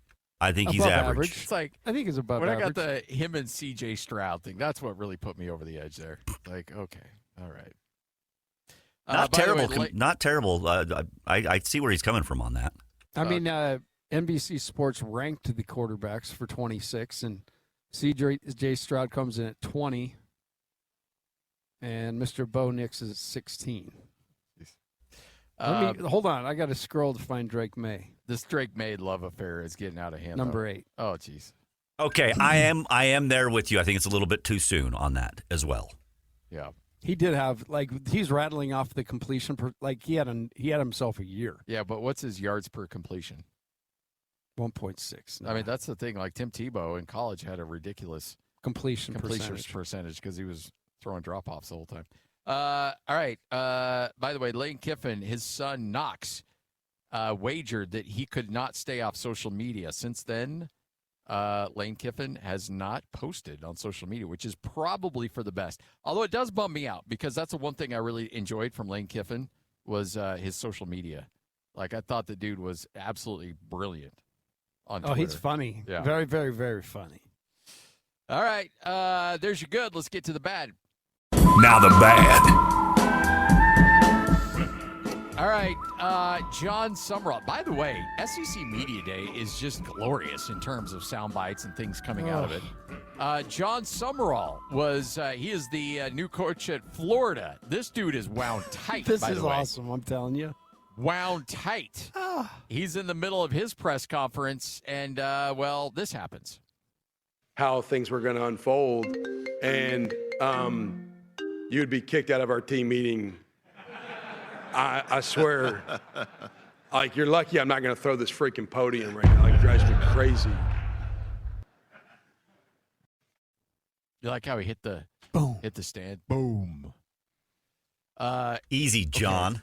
John, calm down. You haven't done anything yet. Everybody's I'd throw you out of practice right now. Okay, John, you bulldog. Calm it down. This is the guy that, like, these are the coaches that I watch and I just see how they act. So like, okay, all right, tough guy. I just say he'd be fun to be around. You imagine being on his staff. Hey, who made that? Who breathed? I told you no breathing during this segment. I don't want Cheetos brought into the staff lunch because the way you guys chew drives me nuts. Actually, that would drive me nuts. But honestly, it's just like. That guy, yeah, he needs the first game to get here. That dude, and I get it. Look, you're a head coach. You're at Florida. It's your time to shine. It's your big time job. You're on the big stage now, and so everything is going to everything's going to get your goat a little bit. But if you're letting a schlub reporter from Tuscaloosa's cell phone rattle you like that, could be a long season for you. I believe the word is yardbird. A yardbird. When Barry said that at Big 12 Media Day and the way he said it, Barry Trammell, yardbird from Lubbock, it was killing me. This yardbird from Lubbock. And by the way, media guys, silence your phones. Come on, it's not that hard. In fact, my kid makes fun of me even if I'm like just have the phone on, period. Like, even if it's making noises, he'd be like, hey, boomer, knock it off. Like, apparently you're not supposed to have your phone make any noises, period. Like, everything's supposed to be shut off. I remember when it was cool to have, like, your own little ringtone. Like, you'd find, like, the little, like, yeah, exactly. Like, I always had Lowrider as mine. I love that. And so, but now you can't, it's. Well, I did. Okay, I did have that. That was the ringtone I was supposed to play. That's my ringtone for No, Alema. it wasn't. Yes, it was. That was your ringtone. Yeah, you know how you could put a specific ringtone for each person? That was his. Yeah. That was always back knew when when Scotty Alema was actually calling. used to answer phone calls and text. Heard that. As the kids say, heard that. Okay, again, not one of my finer moments. But, that's cool. Like when Alema calls, it's important because you hear that. Pick up. Like you have to play it because somebody might think somebody's actually dying. Oh, you guys kill How me, things man. were going to unfold. I see what you're saying, Lloyd. You And, told me that. You'd be kicked out of our team meeting. I swear. Boom. Like, you're lucky I'm not going to throw this freaking podium right now. Like, it drives me crazy. Is that like a kick drum that he's got there right next to him? It sounded like it. Boom. Sounds like I can get into Seven Nation Army. Yeah. Hey, John. There you go. Enjoy another losing season. It's got like he's about ready to perform like the 1812 overture behind there. Boom, boom, boom. Where was he? Tulane. Tulane, yes. I was thinking Tulsa, but Tulane. So he was Jake's coach last year. Yes, that's correct. And they were good. They were good. Loved They were watching them play. They're absolutely good. But Florida's a whole nother ball game, Yeah. as they say in the swamp. Good luck with that, man. Look, if you win there, you'll be a hero. You lose, they will run you out, and your name will be mud for the rest of your life. All right, 97.5, the KSL Sports Zone. There you go, 11:46 coming up at 12:05. Good friend of the program, Casey Smurthwaite, will join us talking about all things SEC, Big Ten. Is it a bluff, or could these guys actually separate themselves? We'll talk to him straight ahead. 97.5, the KSL Sports Zone. In Utah, we've got you covered. This is Scotty G and the coach, Tim LaComb, presented by Mountain Land Supply on 97.5, the KSL Sports Zone. Bo Nix is not very good, and Stidham is going to play all year. Bo Nix is the Geno Smith of our time. Lloyd, Shout out to Jim and Kevin coming back over the top again. Kevin, everybody. Lloyd, you got to stop having your friends and family calling. Hey, on that's the voice. Kevin with the buzzsaw. Are you again? sure you want to call him my? Well, you know what? He actually is my friend. Everybody's my friend. So these, I know you. I missed that. Will you play him again? Bo Nix is the Geno Smith of our time. Wow. What was it? You got the first one, too? Bo Nix is not very good, and Stidham is going to play all year. That's you. It might have been. That's you. In the bathroom? No, Yes. that's Jim. Oh, I Jim sound L. like me. I like that feature. Let's keep. We lost him. He's head down. Oh, man. Look. I think Bo Nix is pretty good. And if Jarrett Stidham needs to play, then it's going to be a long season for the Broncos. 15. Bo Nix is the Geno Smith of our time. So good. The Geno Smith. That one is so good. I need to meet this guy. Yeah, I think so. Hey, so there is a team that just wished Gary Payton a happy birthday. When you think Gary Payton, what do you think of?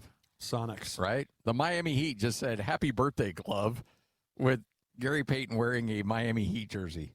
Hey, man, much respect to those that remember the people that came before them. I don't remember even Gary Payton wearing a Miami Heat jersey. How long was he in that jersey? I got to imagine he had it's like Joe Namath playing with the Chargers or wherever he was for a moment. Like, Gary Payton will always be Detlef.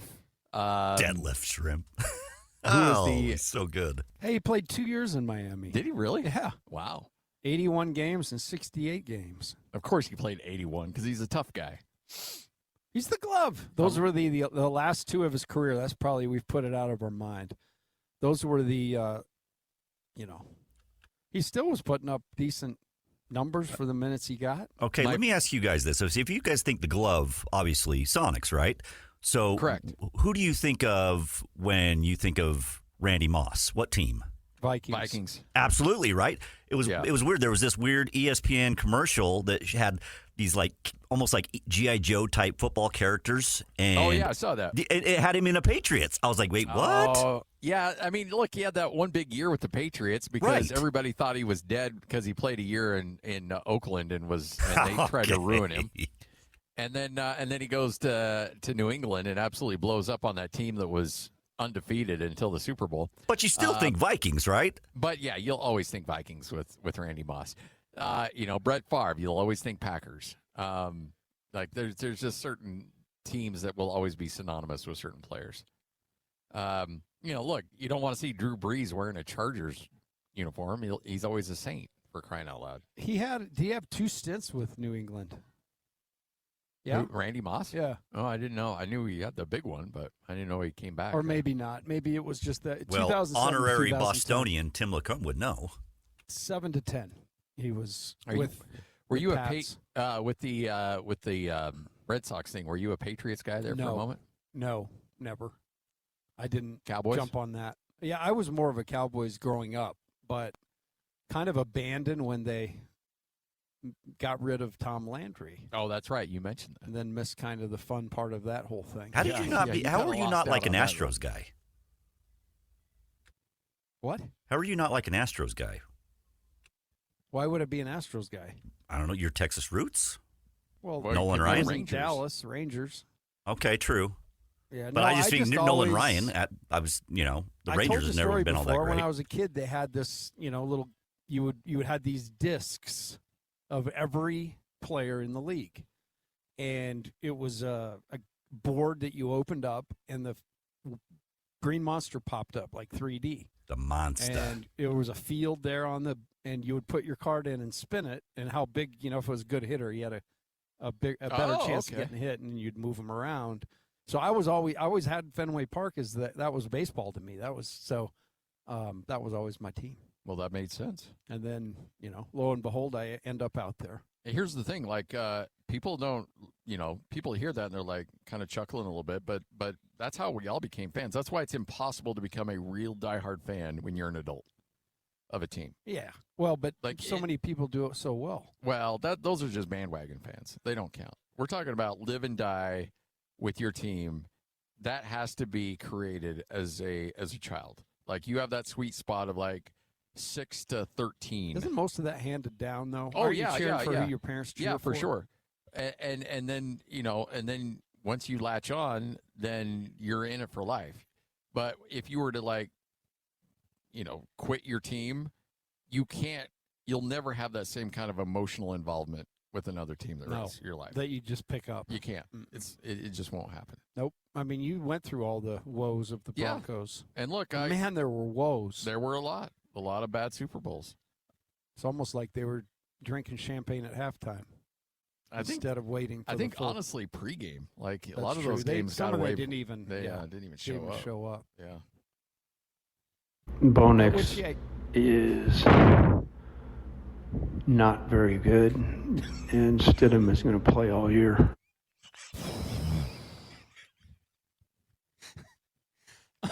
What was that guy's name again? Jim L. From Murray. More like Jack A.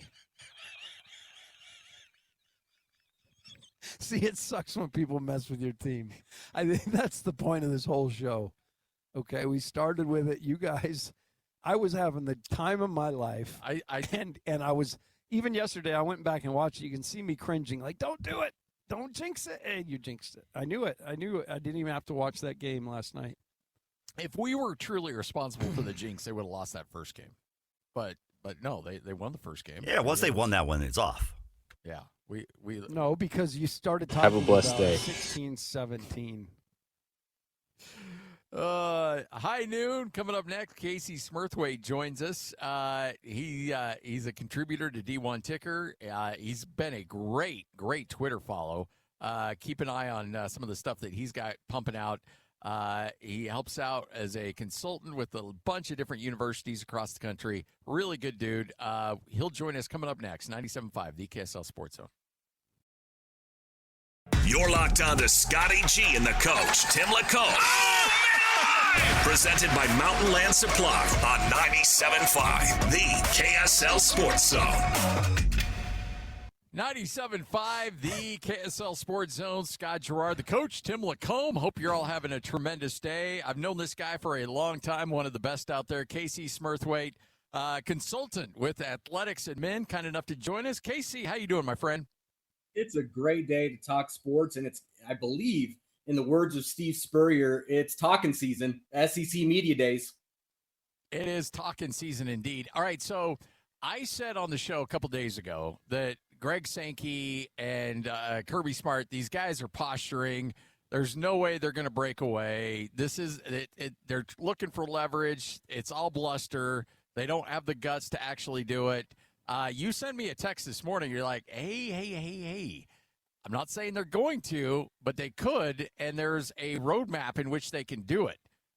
So kind of walk us through this, how this could become a reality. Brother, the consulting fee checks are cashing right now, and that's step number one for a Big Ten SEC breakaway. And I think the first step is you got to throw it out there. I mean, I think at the beginning with the private equity word, with media rights, with, hey, we can do this on our own without you. I mean, we got to remember that the NCAA started as a championship and event organization. Collegiate athletics started as a recreation extension of the mission statement of a university. It's now not that. In fact, we're so far beyond that it doesn't even look like what it was. So now we can kind of have these conversations that it's operating as a multi-million-dollar, hundreds of millions of dollars entity for most of these schools that can make that move. So where it looks like it could go is that first look-in for the Big Ten, that 2029, 2030, there is money to be made to basically just say, hey, look, break away football and do your own thing. Invite some select schools in almost in an expansion league aspect, almost like the NFL or a brand new league, to say, we're going to have our own football league. You could still be part of the NCAA and other sports, but in that 2029, 2030 window, the Big Ten has that first crack to be able to do something, whether that's adding maybe a Notre Dame into that conversation to add a little value, who knows? But then that second window is in that 2033, 2034 window with the SEC. They have also an opportunity in that 2032, should they choose, but it's more likely in that 2033, 2034 window to make something happen. So I think it's now all of a sudden going from, hey, we could do this as just a little bit of a threat, to flirting, to, hey, let's actually look into this, because there is a lot of money being thrown around even without private equity. So you're talking, those dates. So for the rest of everybody else that's just wanting to play college football, like, is there any kind of resolution that makes this period of time less bumpy, rocky? Do you see anything in the near future that could actually address some of the major issues going on? Absolutely. And it's happening right now, Coach, in the sense of the Protect College Sports Act.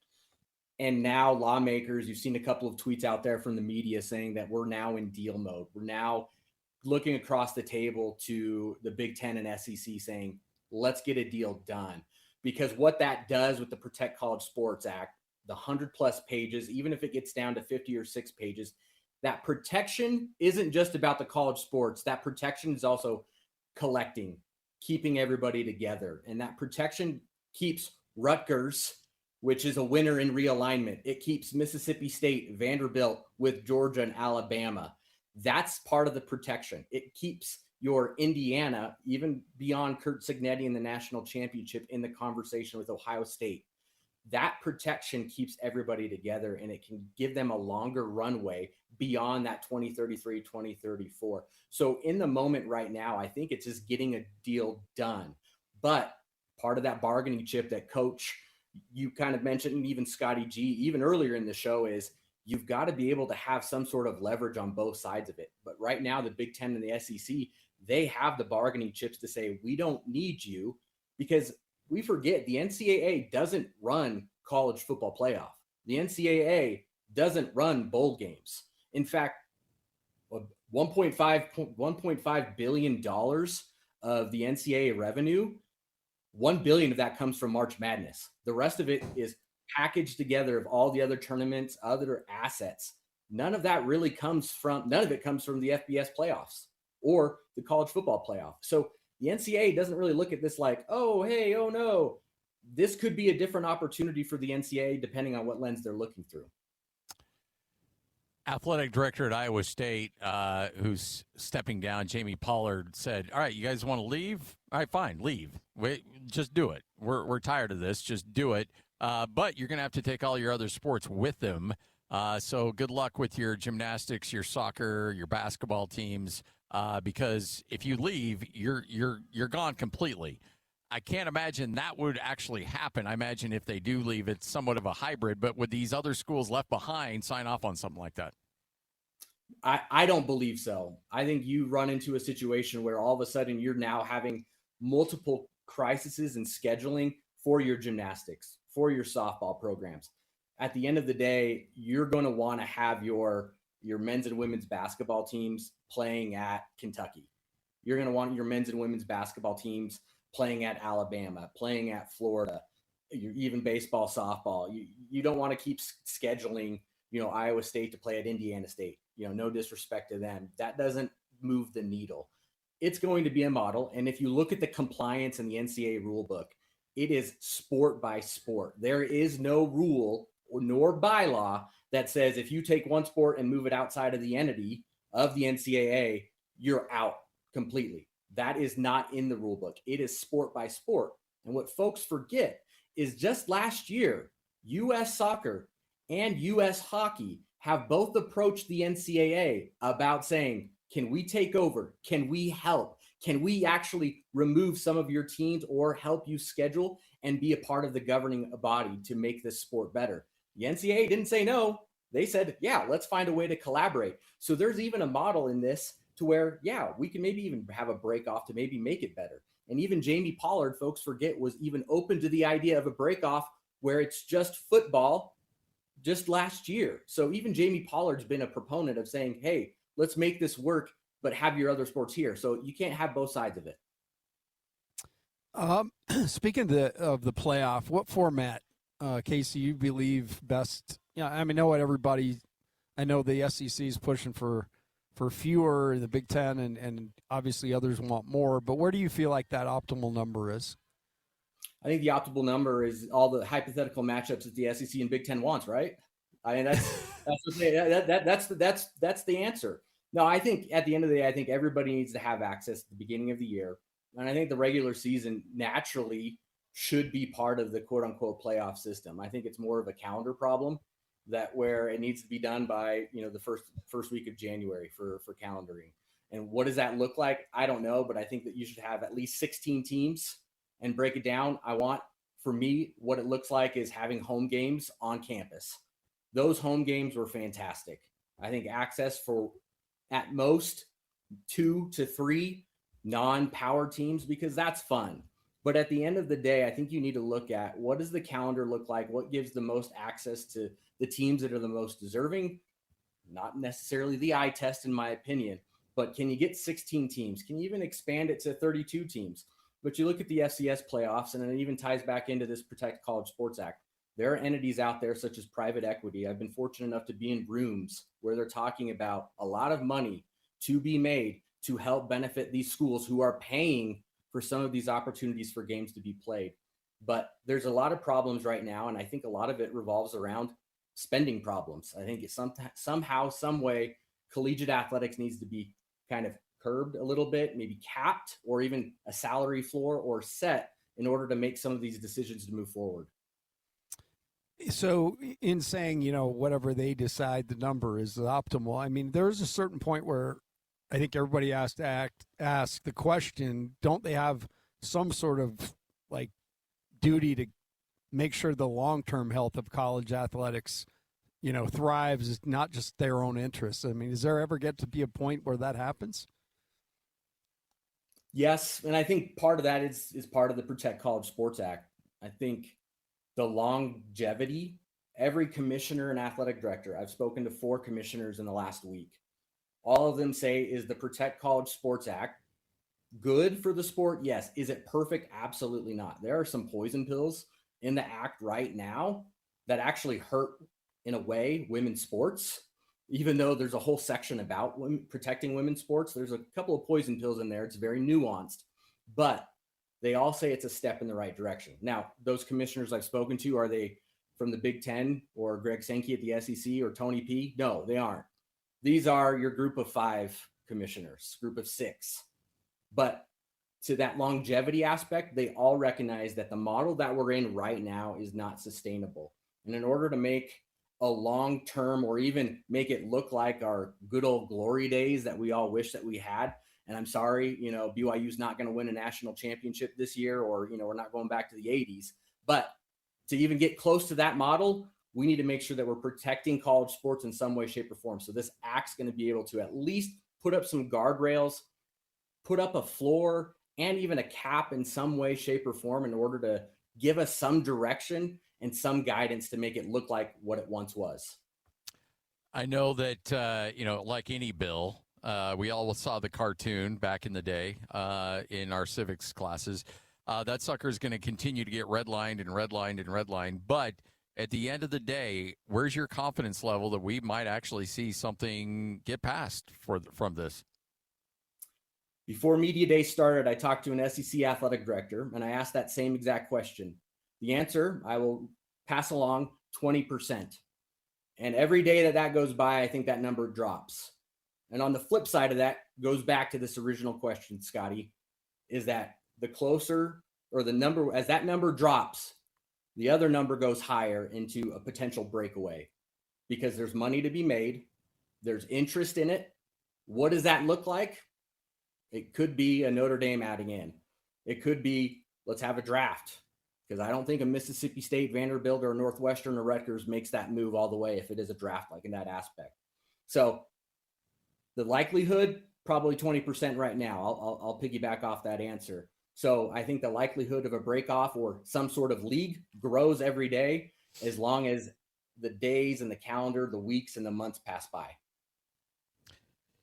In a weird way, I mean, does the G5, would they be okay with a breakaway just to kind of settle things down for them and maybe get out of the at least pretend arms race, where they at least have to pretend like they're trying to keep up, and have some governance at least on their level? And maybe it might be best for both sides if if mom and dad were decided to go their separate ways. I mean, there's this carnal security that I think fans I'm a fan. I work in the industry. I work with a lot of athletic directors. I root for teams. I want to get involved in games, and I want to see, student athletes succeed, but the model's unsustainable. And I think if you can see that breakaway, I think you start to have a little bit of a sigh of relief, knowing that you don't have to look across the table and say, that's another 20 million we don't have to keep up with. We don't have to keep up with the Joneses so much, but it also, I think, brings a lot of relief to know who you are. And I think there's a great value in knowing who you are in the industry, in any industry, of knowing who you are, knowing your mission statement, and knowing where you can compete, and knowing where you can corner the market, knowing who you can recruit, knowing what fish you can fish in order to succeed. And I think that does bring stability to the industry. And at the end of the day, to Jamie Pollard's second comments about let them break away, yeah, make it. I think it's going to be great for the sport. And I think that trickle-down effect only impacts the group of 5, group of 6. And I know fans aren't going to like this, but I think there's going to be a day where, and there's a lot of money. There is a lot of money. We're talking home games, $5, $10, $12 million per game for Utah State, winning being a runner-up or winning the Pac-12, hosting a second-round playoff game to face the winner of the Mountain West versus the Big Sky Conference winner. And I know fans won't like that, but you can't tell me that wouldn't be exciting in that type of a college football format if there was a breakaway. And then all of a sudden you have this trickle-down effect where there's a 32-team playoff that's truly a universal matchup. And FCS teams are now kind of in this middle ground, and there's money to be made versus having to break even at the Idaho Potato Bowl. And I love the Potato Bowl, Or is that first round matchup, the Idaho Potato Bowl, being housed at Maverick Stadium? And it's that matchup of North Dakota State at Utah State. Who knows? But there is some interest, there is some traction, but the curiosity's there. I'm talking every day about it, but it's mainly private equity. There's problems, rising costs. You've got to find revenue somehow, some way, and there are people willing to pony up that money, both networks and private equity, that want to see it happen. Being an athletic director in this day and age has got to be just a never-ending, deluge of bad news. And it's amazing to me how, we sat down and talked to both Brian Santiago and Mark Harlan, and everybody's coming at it this different. But you mentioned private equity and the deal that Utah has, and it's, it's underfoot now. It's on its way. Money's being used to kind of figure out engines to drive revenue, as you talked about. But what's your overall thought on that deal that Utah made, and the likelihood of it being something that a lot of other people jump into? I think, for one, I'll preface this with, I hope it's successful. We're in the Beehive State. I want every school to succeed here. I think I'll use, Kentucky with their Blue of Champions or Champions Blue LLC. I'll use Michigan State Spartan Ventures that went out and created an LLC to do very similar to what the University of Utah is doing with Otro Capital.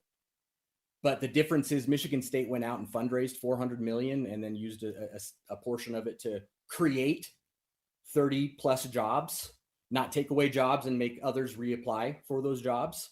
So I hope it's successful, but I think there's a model that's already been proven to be successful and actually created jobs without forcing others to be reassigned and or reapply for their job.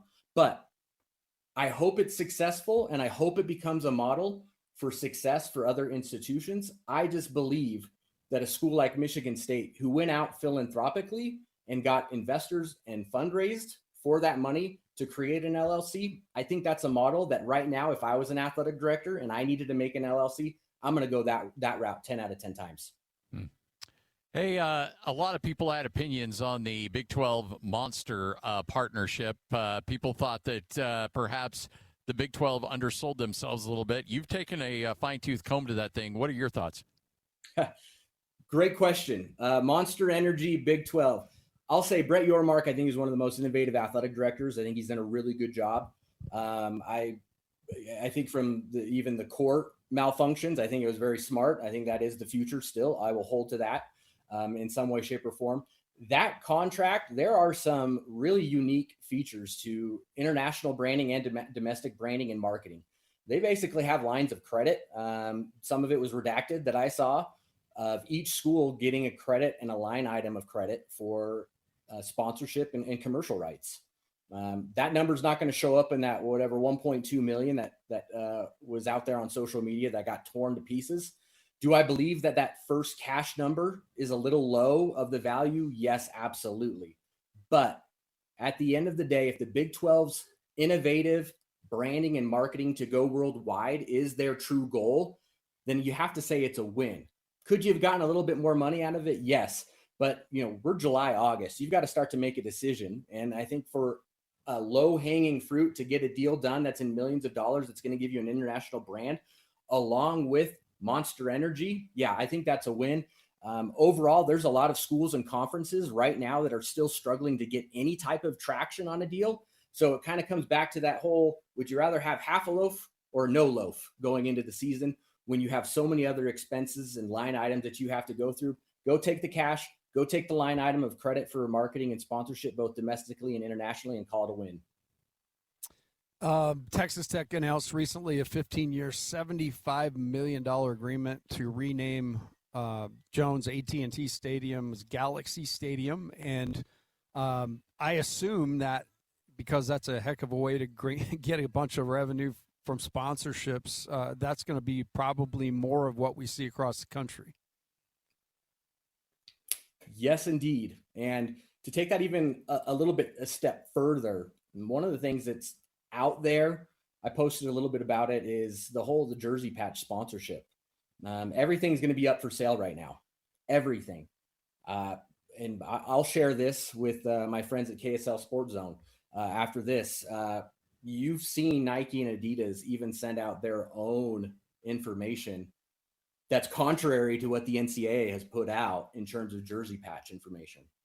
They're saying that you can only have one jersey patch. And the Big 12 obviously put out their Monster Energy one, and some of these teams have already announced that they have their own jersey patches. So there's a lot of schools that are out there saying everything's for sale. Brett Yormark, again, a great innovative commissioner, in his opening press conference said, we're open for business. And I think you're seeing that as a trickle-down effect, whether it's Texas Tech on everything. We're open for business. And I think as these athletic directors' scopes, characteristics are all changing, they're going to be saying the same things. We're open for business. Oh, you see that on the court, that open space? We're open for business. I've even seen a sponsorship pitch deck for the urinals for a plumbing company at a school come across my desk. It's happening.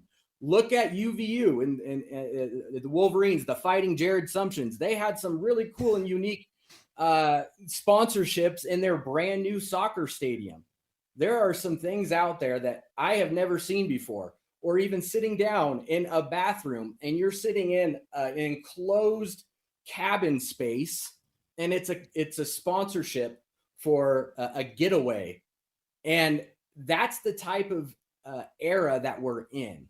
And for folks going back to jersey patches who have said, oh, we hate this, we don't want any branding on uniforms. Spoiler alert, there's been one on there for 30, 40 years. The Nike swoosh, the Under Armour X, or the three-stripe life. You've already had one on there. You just haven't realized it.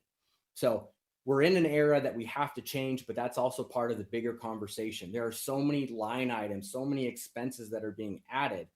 So you have to pull from somewhere. And the biggest thing for me, the biggest thing for athletic directors is you can't keep taxing the fans. You can't keep taxing the students.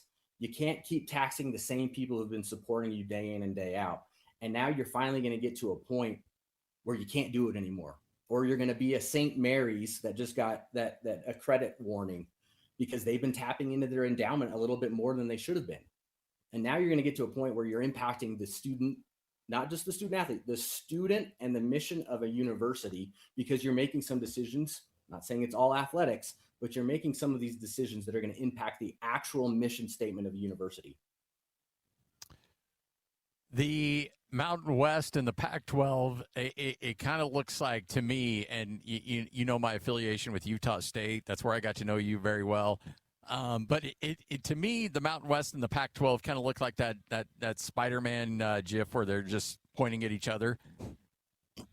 They're the same thing. I would love to see cooler heads prevail and this just be one giant conference. At what point do you think that nasty rivalry gets put away and maybe they can figure some stuff out here? Well, I want to know, if Gloria and Teresa, I've been meaning to ask them, are they exchanging Christmas cards? I don't think so. I think at one point, yes. And I don't think so anymore. Not so anymore. Like there's some, just in the West in general, there's some weird dynamics out West when it comes to conference affiliations. And part of that is just your natural geography. I'm with you. I think there were 3 or 4 options on how it could have been done. And the path that was chosen, I'm being careful with my words. The path that was chosen was probably the toughest, the ugliest. And it hurts me because, like you and Coach, we love that tradition, that culture, that passion, that brand, that pageantry, that Pac-12 after dark. But that's the beauty in college athletics that we all love and know, and it's changing. And that's why we're here today having these type of conversations, is because we love what we do. We love sports. We love the identity that it gives us.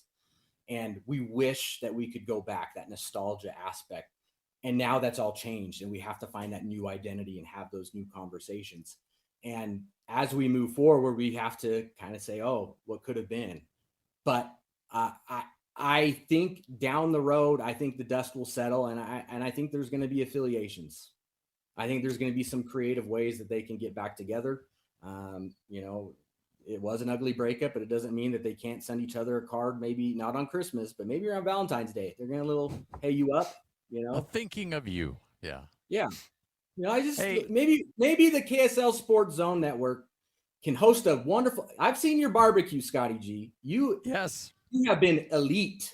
You are killing it out there. Well, and anytime you want to come on by, you and your lovely wife are welcome. We'll do it upright. We'll have ourselves a good time at the barbecue. I'm just curious to know, look, Pandora's box is open and it's not closing completely. But if there was an element that could be put back in the box, it's not going to be NIL. Obviously, these players have generated a lot of money and they deserve a good chunk of that money. I'm not arguing that. Can we at least rein in the eligibility a little bit, or can we rein in the unlimited free transfers? Is there any hope for that down the line? Yes. And I think when you're in the Protect College Sports Act mode where they said, hey, we're in now deal-making mode as of, I think, last Thursday, I think when you water it down, you're going to start slashing. And I think that's going to be one of the baseline moments of, hey, we've got to get this taken care of. Eligibility, your base compensation, transfers. Those are going to be some of your basics. Your financial packages. What does it look like with GPAs? The Lane Kiffin. By the way, I did keep my phone for Jon Sumrall on silent. I know we were talking about that a little bit earlier. Thank you. I should have mentioned that earlier. I was prepared. I think the Lane Kiffin rule. I think those are going to be kind of the watered down eventually where it lands. But some of the aspects to allow maybe some further movement will still be unaddressed. But beyond that, I mean, you've got to do something. And I think out west, it needs to be stronger together. And you need to make some moves to start some sort of alignment and affiliations, because it's just getting weird.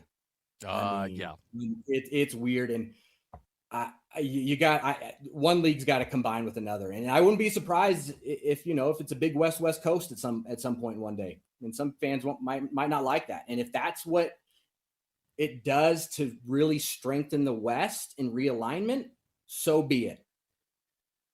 So be it indeed. Hey, Casey, again, offer stands, barbecue, my place, anytime you want, man. I got you. Don't tell me it's a good time.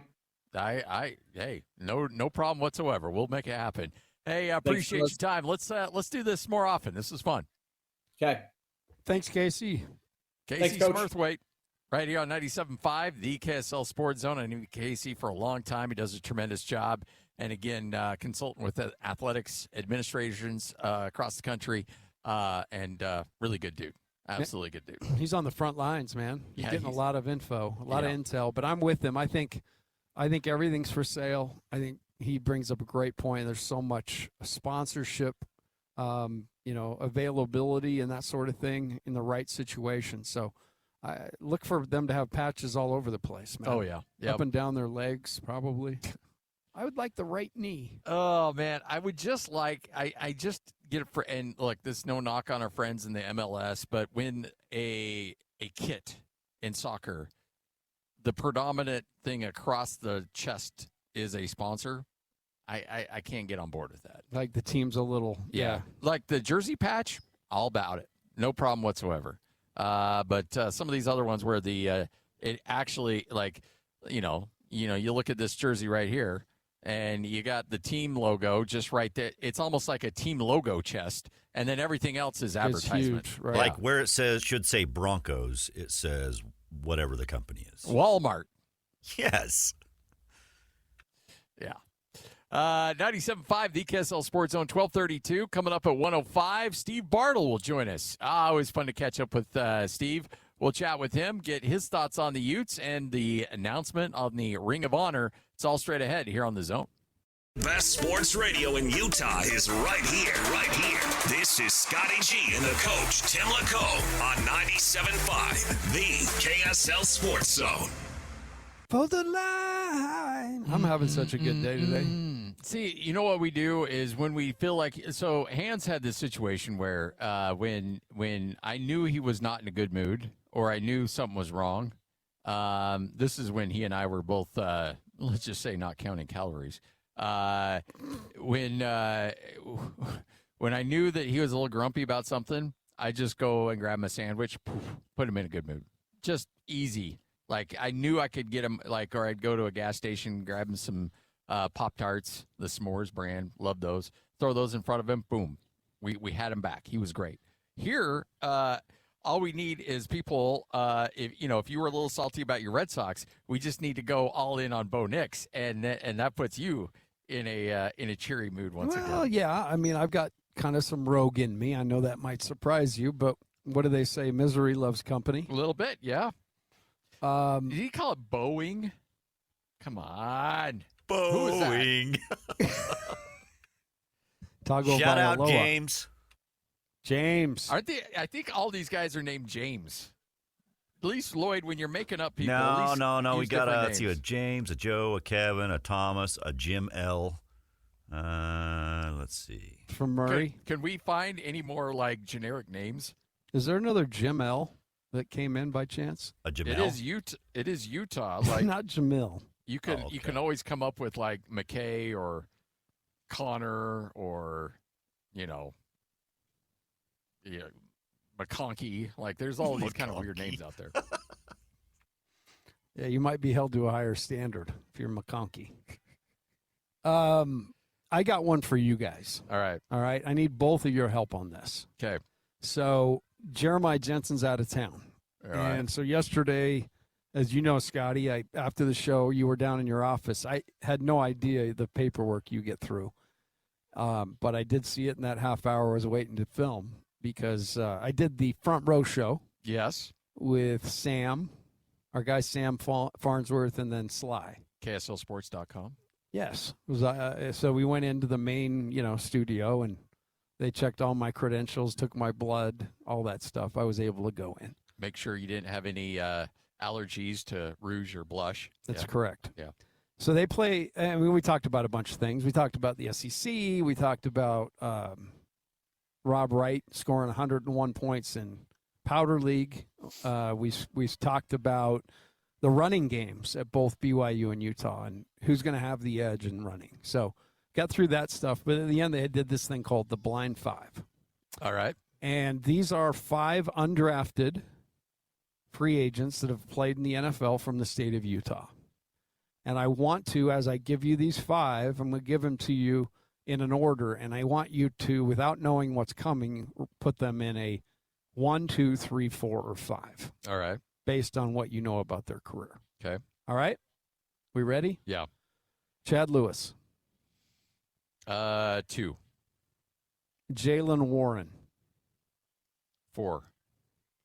Taysom Hill. I hate this. I would have put him 2. I guess I'm trying to think who's gonna pop up on the list that I'm gonna have to put 1. I'll put Taysom at 3. Tim Patrick. 5. Rashid Shaheed. I guess got to go 1. So it's hard. Yeah. Oh, yeah, for sure. Mine was, I put Chad 3. I put Warren 2. I put Hill 1. Yeah. Because I think that dude's going to be in the Hall of Fame. Out of the 5, I would put, I don't think he'll be a Hall of Famer. I think an exhibit in the Hall of Fame. Oh, that's what yeah. Okay. Not a Hall of Famer, but an exhibit. They're going to talk about him just because he does things nobody's ever done. Yeah. So I think, I if I could re-rank knowing all 5 of them, I would have put Taysom 1. Don't sleep on Rashid Shaheed, though. His career has been fantastic. Yeah. I have him on my fantasy team. Yeah. He's good for like at least a 190-yard touchdown catch every year. Yep. It's a speedster. And he's got your kick return and punt returns. That's right. Weber State, baby. Yep. Great. Oh, interesting little exercise they had me go through yesterday. I like that one, actually. That's a good one. The Blind 5. We should have Lloyd, how would you rank those top 5? Probably fairly similar to where you had it. There's Warren ran for like 900 yards last year, right? In Pittsburgh, I think. Yeah. Are these guys? Well, they're not currently in because obviously Chad Lewis isn't. Right. No, these are just guys that were undrafted, free agents that signed in the NFL.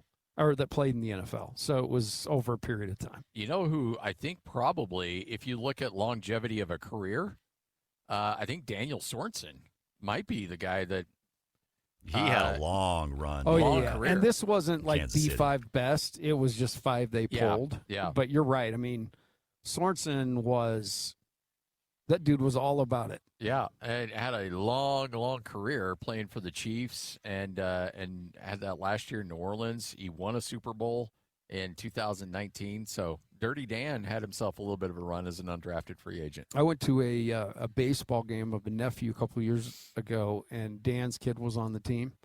And I said to him, why'd you retire? I mean, he still looks like he could just, he looks incredible. Had the opportunity to have him as a camp coach at BYU basketball camp while he was in school to make some extra money, pre-NIL days. Oh, yeah, for sure. But what a great guy, great career. I got to imagine there were probably a lot of rules on what you could pay those guys for that. Yes. It's like, we'll pay you $1 million a practice. Oh, yeah. No, there was you had to, what was it? Had to be within the normal standard of what people were being paid for similar things in the area. God bless America. Yeah. The That was, NCAA. again, that's why the SEC and Big Ten are fighting so bad to just have one thing be in there. You got 5 to play 5 and go figure it out. And because the more rules get in, you get the phone book that we had before now. I mean, there were guys that were on staff, and I think, still are on staff. That's our sole job. And some universities have multiple guys where that's their sole purpose is to make sure that you're compliant. Yeah. Oh, yeah. Yeah. And you do not want to. And they're the most unpopular person in an athletic department. Yeah, our guy was, I wanted to hate him because everything you deal with those guys is bad. Yeah. But the guy at BYU, shout out Chatty William, one of the good dudes. We butted heads. We yelled and screamed. But, we're each just trying to fight. He's trying to protect the university. We're trying to fight to get right as close to the edge as we can. And, got told no a lot. It's just part of it. Sorry. Like Coach Rosa said one time, Chad, do you ever say yes to anything? He's a no man. Oh, man. Like, that and like being an HR director or being the compliance guy in an athletic department, those are jobs that nobody likes you because when you show up, we did have like our HR director like wheeling some pies around yesterday. Did you see Anna? I did. And Anna's awesome. Like one of the most genuine human beings on the planet. Love her. But look, if it's a Friday afternoon and Anna shows up at your office and says, I need to see you for a few minutes, it ain't usually good news. Like, it's not. Like, and I'm not you start talking about walking Anna the other way specifically. usually on Fridays. I'm just talking like when an HR director wants to see you on a Friday, it's probably not good news. I would think most days. Yeah, but usually they wait till Friday, get a full week of work out of you. Maybe, but I mean, Ryan Clark, he got right mid-show. Yeah, that's right true. in the middle of the week, so you never know. So the HR director, never a big fan, and then when the compliance director says, hey, knocks on your door, like, I need to chat with you a few minutes about this recruit that you're going after. I need to see your phone records. Yeah, can we see that documentation from your trip? Like, oh, yeah. I will admit I made one major error. Believe it or not. It was completely 100% innocent, but there was a period of time around Christmas that's kind of protected from recruiting. The dead period? Yeah. It's called the dead period. And I just got busy. I wasn't thinking straight. And one of the days that I had planned to be out overlapped because there was a tournament in Arizona. So I'm like, I'm just going to go while I'm out there, and didn't even think about the date, the deadline, any of that. So I fly out there, I go to the thing, and I walk in, and I'm looking around like, there's no coaches here. And I'm like, yeah, I'm going to probably bolt. So I left, but, damage had been done. Yeah, they saw you. in. Yeah. So we self-reported it and said, just a total mess up, and didn't kind of explain the situation. Well, they come back with, okay, one of your staff members has to miss a game, but it has to be so basically I was able to go to the game, but it was my scout, I think. So we had someone else miss. And it was awful because we were at Air Force, and I knew Terry Nashif was running the treadmill back at the hotel because we had to go play somebody next. I can't remember, Colorado State or something. And just was a mess sitting there watching it in the workout room. But that was the extent of, him coming and knocking on my door like, hey, were you in? Yeah, I was. Yeah, about that. That was me. All right, 97.5, the KSL Sports Zone. Coming up at 1:05, Steve Bartle will join us. We'll have a chance to chat with him, get his thoughts on the Utes straight ahead right here on the Zone. Ladies and gentlemen, the biggest name. You're locked on to Scotty G and the coach, Tim LaComb, presented by Mountain Land Supply on 97.5, the KSL Sports Zone. Yeah, that Bo Nix is a bum. He's a bum, I say. Enough of this. I know. That sounded like this has become a popular topic. I know you've got everybody on the cell staff. I know you got every producer sending you voicemails. Stop. We know this isn't real. That was Mickey from Rocky. I know it does. Cut him, Rocky. He's a bum. By the way, if you want to leave a message and have Lloyd play it and actually be legitimate, all you have to do is download the new KSL Sports app. On the very bottom of that app, you'll see a row of buttons. One says home, voicemail, podcast, news, watch. Hit that voicemail button, and you can leave a quick little message to us, and then Lloyd will then play it. If it's pro Bo Nix, it probably won't make it on the air because Lloyd just wants your anti-Bo Nix stuff. And by the way, Scotty, have a blessed day. See, I'm not buying any of that. Now, that one I think is real. That one came in last week. I think that one that just was read was real. Wasn't it? I don't. Sound like an old man. Yeah, well, I mean, we got plenty of those guys. Play that staff. again. So, yeah. Yeah, that Bo Nix is a bum. He's a bum, I say. Yeah, come on. That's not even real. I think that's real. He's a bum, I say. Would you call some bar in Jersey to get it some like, hey, I need you to read this line for me? He's a bum. A bum, I say. He's a bum. Like, what is this, 1950? What's going on here? I'm telling you, that guy had his dukes put on. Put him up, I'd say. Put him up. Oh, Tom O'Leary right here. And Jack Johnson. So it's not fun, right? This isn't fun. No, I'm actually having a delightful time because it makes me realize that we have a lot of listeners out there with a lot of different intelligent levels, and so we're a show for the masses, even the not overly bright ones. Well, that's why I'm here. You appeal to the bright ones, and I bring in the corral of everybody else. I am surprised there's this much anti-Bo Nix in this market. I'm surprised. It's not because the pro Bo Nixers out there are not being heard from because you're essentially if I get any pro Bo Nix, I will play it. Hey, but you need to do that pro bono. Heyo. We're going to talk some Utes coming up next hour. Really fired up. I think the Morgan Scally storyline for the University of Utah is the most fascinating storyline coming up this year in college football, and especially in the state. Look, year number 2 of the Bear Bachmeier thing is going to be really fascinating to watch. The transition of defensive coordinators at BYU is going to be fascinating to watch. But make no mistake, all eyes are on Morgan Scally, and I think that he knows that. I think that's why he's signed off on social media, made the big announcement. Was it yesterday or the day before? It's like, I'm out. I will see you guys on the other side. Because that dude wants to be dialed in, does not want to be distracted, and does not want to hear about all this stuff. Because that first game, if that offense doesn't score 50 points, and if they don't win that game by 40 points, there's probably going to be some wackos out there saying, hey, we got to address this. Maybe he's not the guy. He is the guy. He'll be great. Just calm it down. But I cannot wait for this Scally era to begin. Well, you talk about the tweets that you saved to remind everybody that, earlier that they were a miss. I did kind of the same thing because Kalani was fighting a battle early on. It was a lot of fodder when they struggled to, he doesn't have it. It's not him. I think it was pretty obvious to everybody. He just needed a little time. Yeah. And, the program needed to come along a little ways too.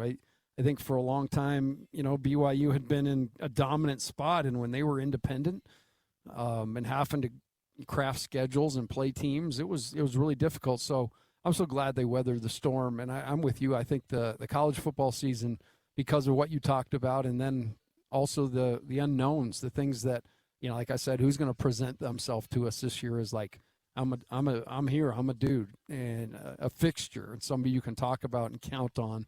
That really helps the coaches as they do their thing. All right. 1 o'clock straight up. Steve Bartle joins us next right here on The Zone. The Jazz, the Mammoth, and the Utes, Cougars, and Aggies. When it comes to sports in Utah, we've got you covered. This is Scotty G and the coach, Tim LaComb, presented by Mountain Land Supply on 97.5, the KSL Sports Zone. 97.5, the KSL Sports Zone. Scott Garrard, Tim LaComb. Let's talk a little Utes. Joining us now, Ute insider and overall good dude. If you are throwing a barbecue, you want this guy at your house because it was great being able to chat with him, his wife, beautiful son running around as well. Steve Bartle, kind enough to hang out with us. Steve, how you doing? Man, I'm still digesting all the barbecue you provided, Scotty. That was great stuff, man. See, look, I like a lot of people on our staff. Like, they're all great. But if Madison, and this isn't a knock on Maddie, if Maddie says it's good barbecue, it's like, okay, I appreciate that. That means a lot. It's very nice of her. But when Steve says it's good barbecue, that carries a little bit because you've been out and about. You're in Big 12 country. You've traveled with teams. You've had some of the best barbecue out there. That one carries a little bit more value to me. So I appreciate that. That means a lot. Well, I appreciate that as well. I'm not any sort of barbecue connoisseur, but after coming off the three straight days of barbecue in Texas, that stuff you put out over the weekend was pretty good, Scotty. That was crazy. Right on the heels of that, everybody was talking about how great it was, and then I don't know if you'd find a brisket, that good in Texas. Scotty did a great job, but Steve, great to have you on.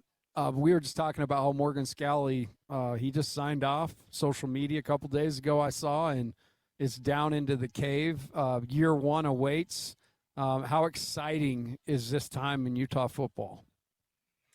Yeah, I think there is a lot of excitement for the Morgan Scally era to begin. And it's not that it's strictly excitement. I do think there's, concerns, there's worries about how things are going to go. But overall, and interacting with fans and kind of following along over the last few months, there is just an overwhelming amount of excitement for Scally and what this is going to look like. I think every opportunity, he's had in the public facing situations, right?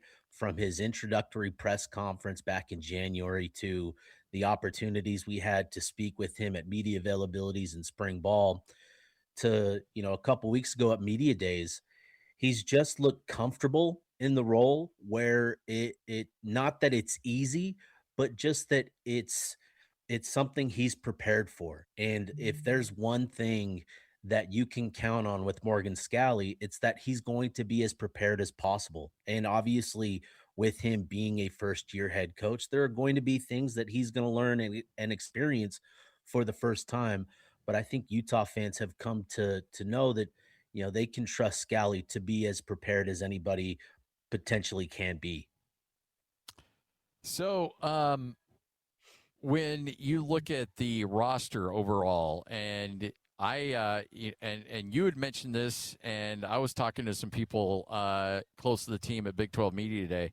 They said, don't sleep on this wide receiver core. They're really fired up about that group of receivers that Dampier is going to have at his disposal.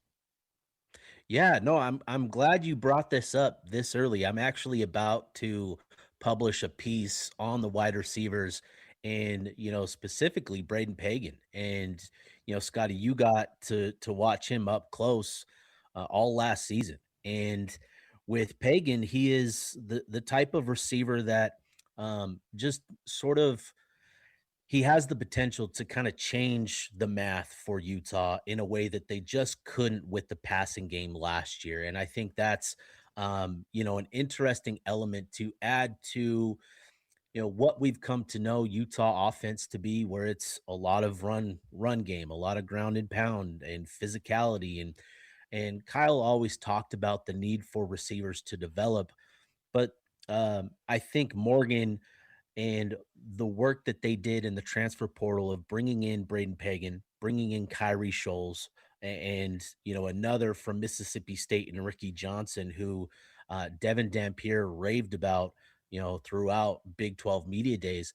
Utah's really added to that wide receiver room in a way that they haven't really in the past, and I'm really curious to see it all sort of come together this season. But going back to what we watched in spring ball, they're going to use these receivers and they're going to get the ball to them in a variety of ways. And I think what Dev did last month in bringing down, a handful of receivers, he brought Pagan, Scholes, Ricky Johnson, and Larry Simmons. He brought them down to Arizona for a week, paid for flights, paid for, housing, and they spent a week together just to kind of build that chemistry on and off the field. And I think in talking to Dev at media days, he said that was really beneficial for them. And I think they're focused on hitting the ground running once the season gets going, in the passing game. What is, in terms of the running game, Wayshawn's obviously coming off a great year, but I expect him to be, I don't know. I mean, he was the featured guy, but he was not out there all the time. Expect him to really carry a load this year, and he looked primed to do it. What are your thoughts on Wayshawn? Yeah, he was, with Wayshawn, he was dealing with something minor early on in the season, and Utah was kind of slow playing, his workload over the course of the season, where, come October and getting into November, he really started to hit his stride. He had, a handful of games of consecutive, triple digits, getting to 100 yards, came up just 19 yards short of 1,000. And, our colleague Josh Furlong wrote an article this week highlighting, his sort of motivation this year in wanting to get that mark, but still putting the team first. So I think Utah is entering this year with the idea of him being more of that, bell cow and being more of that workhorse and making him the focal point of the run game more so than they did last year. And like I said, he was dealing with something early on, just a nagging little injury that they sort of managed as best they could. And I think with Devin Dampier and Bird Ficklin and just the dual threat ability that they have, their usage in the option attack, I think the run game is still going to be pretty prominent in this offense under McGiven. And for Wayshawn, I think he's really motivated to put together a really strong year. I'm excited to see what it looks like. Steve Bartle, Ute Insider, KSLSports.com, joining us right here on 97.5, the KSL Sports Zone. A lot of people always fired up to see an SEC team. Now, Arkansas may not move the meter, but Eric Weddle should, as he will be put his name in the Ring of Honor coming up in that game. It'll be fun to have him and his family back into town. But for all the kids out there, I don't know if they really appreciate just how good of a player Eric Weddle was. Man, you ain't kidding, Scotty. It's interesting, going back and looking at some of the highlights from over the course of Weddle's career in the NFL and, in his time at Utah. He was so dynamic, a two-way threat at Utah and did it all. And, all of the talk, the last couple of years has been about Travis Hunter being a two-way dynamic player. And, rightfully so, right? Travis Hunter was fantastic, but Eric Weddle doing what he did at Utah all those years ago, playing both ways, being that wildcat QB. I remember watching him.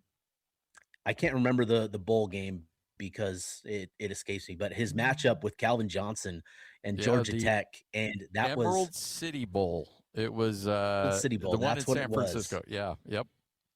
Yep, that was the one, and that was a matchup that he took a lot of pride, in taking on a receiver like Calvin Johnson. And I don't remember the numbers, but I know that Johnson was pretty limited that game, and just it speaks to Weddle's overall ability that he was willing to take on one of the top receivers in the country that year and held his own. So Weddle is fantastic and a great representative of Utah football. I think that's what the young generation has come to know him as. And, Arkansas, like you said, maybe isn't the draw that maybe a Florida is.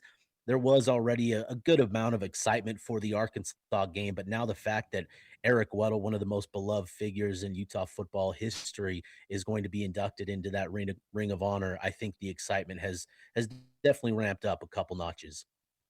We had Ron McBride on yesterday. It was an awesome 45 minutes with Coach, and he was in rare form as always, promoting his upcoming concert in the foundation. But we talked about, both BYU and Utah a bit, and he made an interesting comment because I've heard a bunch of people say they're one of the things they have their eye on is the offensive line with a new coach and everything.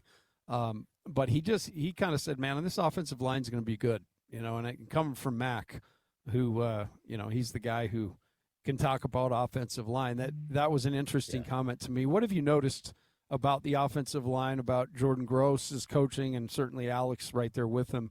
But what's your thought on the offensive line going into the season? Yeah, obviously that is the big question mark for Utah, right? You lose 2 first-round talents in Spencer Fano and Caleb Lomu.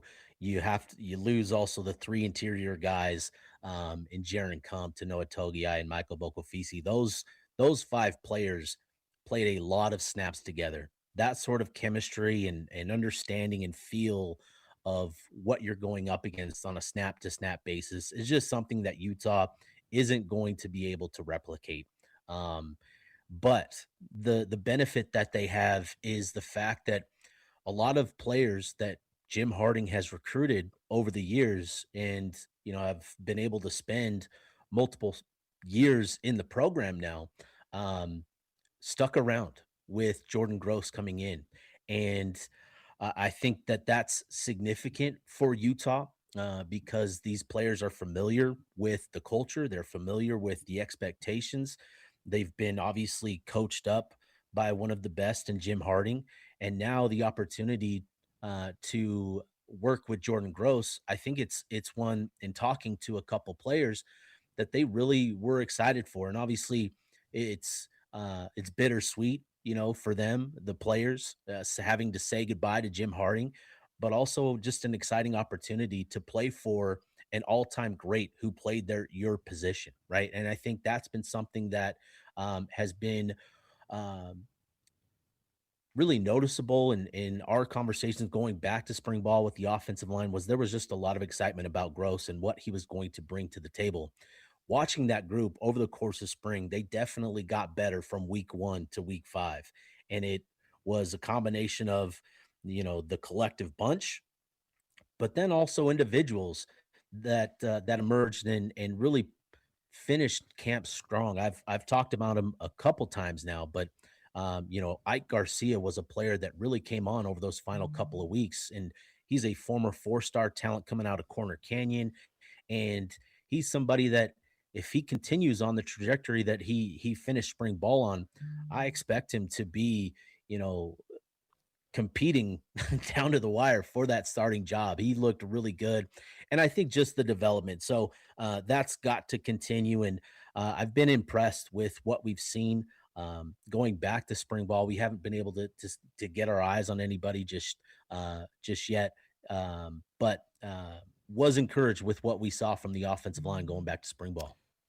It really seems like, and you've been at the forefront of the recruiting world and keeping track of the guys that are coming into the University of Utah. it seemed like there was a little bit of a, I don't know, maybe like a culture shock for a moment when Morgan took over the job.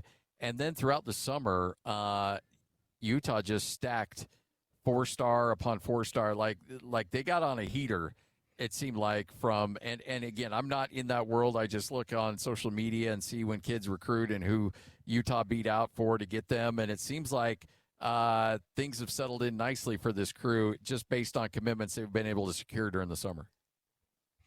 Yeah, when you go through a coaching change like Utah did, right? Going from a legend like Kyle Whittingham, who, his name carries a lot of weight, and kids growing up last few years, they know who Kyle Whittingham is.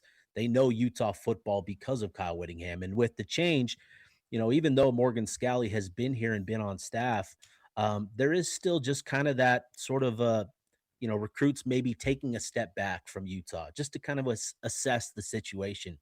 And I think Morgan really took a smart approach in focusing here locally and really hitting the in-state recruiting really hard. They got on a run. They had a handful of guys commit, from out of state, going into pipeline states like Texas and Arizona, continuing to bring in good players from those states. But Morgan really hit the Utah state line within the state lines here really, really hard. And I think that is a smart move, because these are the players that are most familiar with what Utah is going through, obviously. So I think what'll be interesting is Utah is a program that has continued to evaluate and recruit through the season. They love to evaluate senior film, and that's led to some of these late additions, getting into November and December, some of these late commits and signees, a couple guys that come to mind. Bird Ficklin was a guy that committed in December, somebody that they didn't offer until just before his senior year.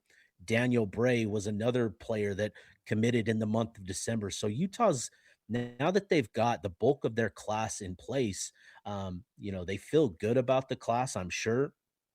They love probably the makeup here. I know that that's always been a point of emphasis, is recruiting in state and still mining the pipeline states as well. But then continuing to build momentum, and they know that they have to provide substance to their message by going out this season and getting wins and putting together, a pretty successful season. That's going to carry the message a bit further as we get to the early signing period. But they feel good about where the class is at, and Utah has always been a program that likes to finish, strong and finish the season with a couple of commits. The schedule seems to be one that is set up nicely for a new coach, new offensive line. Definitely backloaded, but playing a lot of games at home and playing a lot of teams against a lot of teams, you should be more aggressive then. What do you expect in those first 6 games? Yeah, I think that's going to be really important for Utah, are those first 6 games. And obviously it starts with Idaho September 3rd, but then you've got that matchup against Arkansas. And even though Arkansas, has gone through a significant transition themselves, that is still an SEC program with, SEC talent and bodies. And that's going to be a challenge. Utah State coming down to Salt Lake City. Those are 3 games that Utah should probably be favored in all 3, very likely, obviously, with Idaho and Utah State. But then that sets them up well going on the road for their first Big 12 matchup at Iowa State. Then they return home for Kansas before going on the road to Boulder. So, those first 6 games, again, I think really set up nicely for Morgan Scally to work through some things. Obviously, we know the mistake correction from week 1 to week 2. That's where teams usually improve the most. So that's going to be important. But then getting into these other environments, going on the road to Iowa State and to Colorado, those are going to be challenging places. Iowa State going through a significant overhaul as well, with Jimmy Rogers coming in.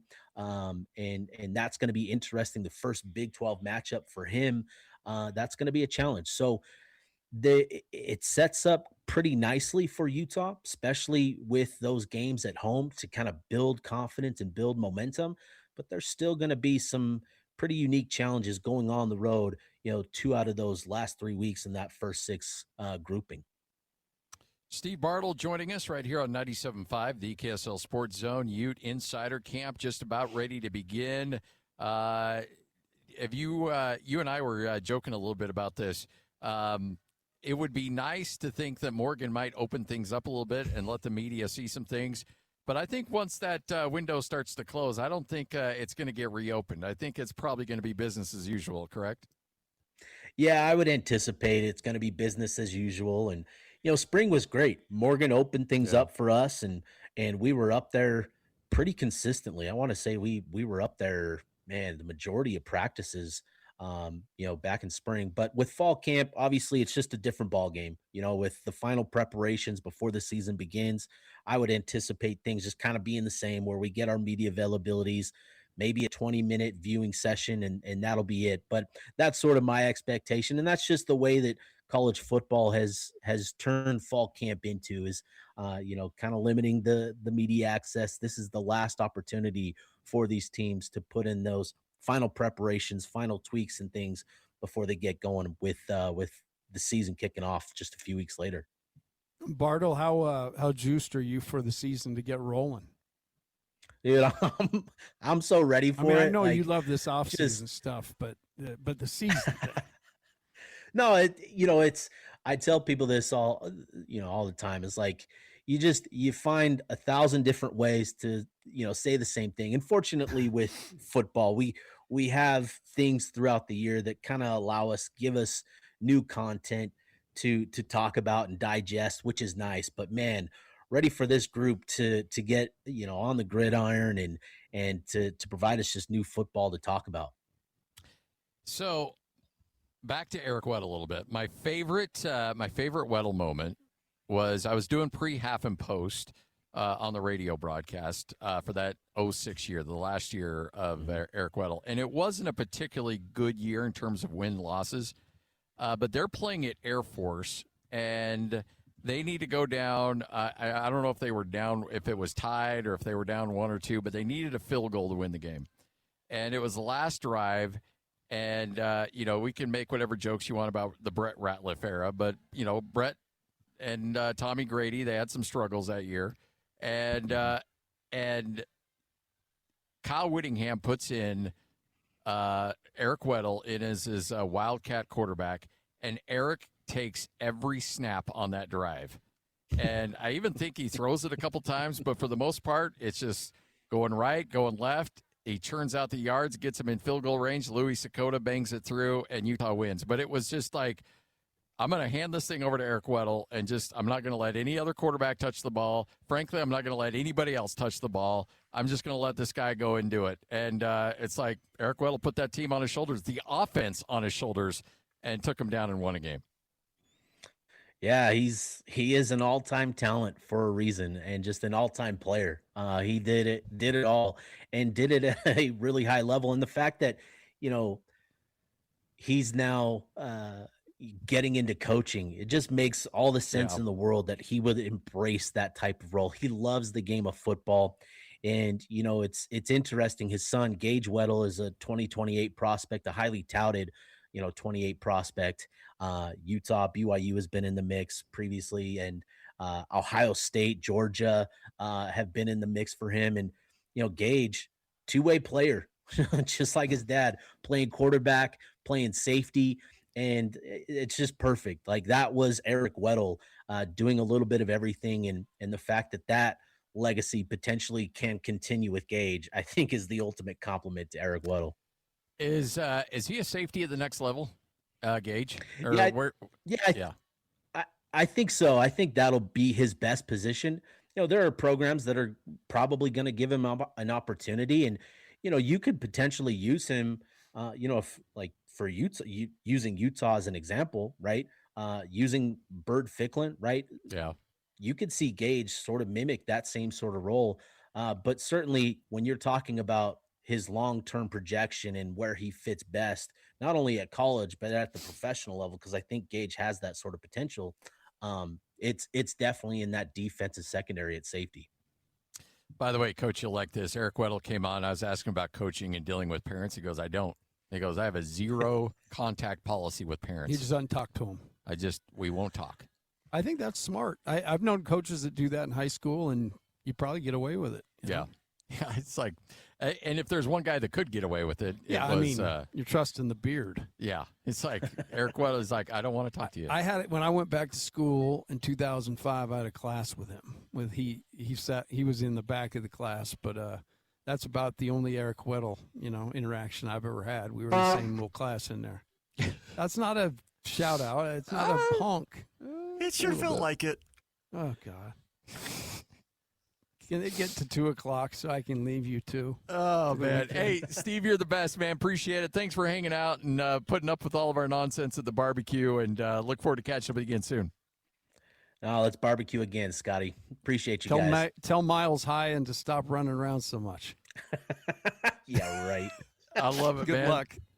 That kid was awesome. See you guys. There he is. Steve Bartle, right here on 97.5, the KSL Sports Zone.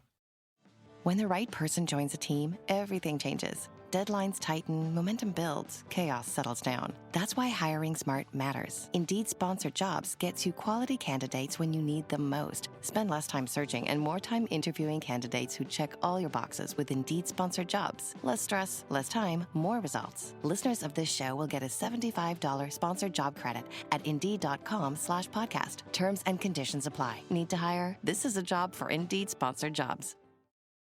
It's time to spin the wheel and talk some sports. This is Sports Roulette on 97.5, the KSL Sports Zone. I think we need to give Bo Nix a little bit of credit. He's by far the best quarterback the Denver Broncos have had, probably the last 9 or 10 months. So let's take it easy on old Bo.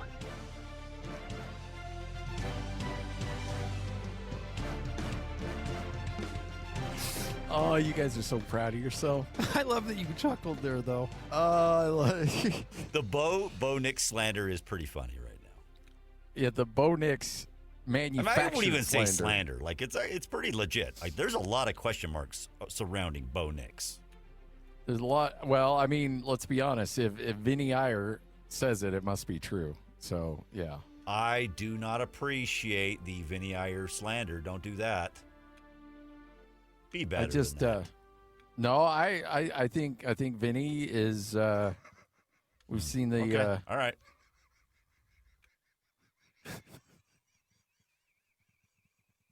All right. Let's see if we can get away from the Bo Nix talk. Let's get a little roulette wheel. We'll try to spin the wheel wherever the little white ball lands is what we end up talking about. Sports Roulette right here on the Zone. I can tell it's the last day of the week because I'm punchy over here. Oh yeah, we do have tomorrow off, and then we will be back next week and full slate of shows ready to rock and roll, getting you ready for college football season. But with that, Lloyd, go ahead, spin it.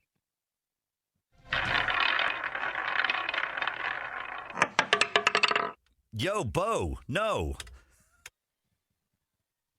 CBS has come out with a ranking. It's a story that was posted on Broncos Wire, but CBS is not a fledgling organization, nor is it just two guys sitting behind a. Pretty much it.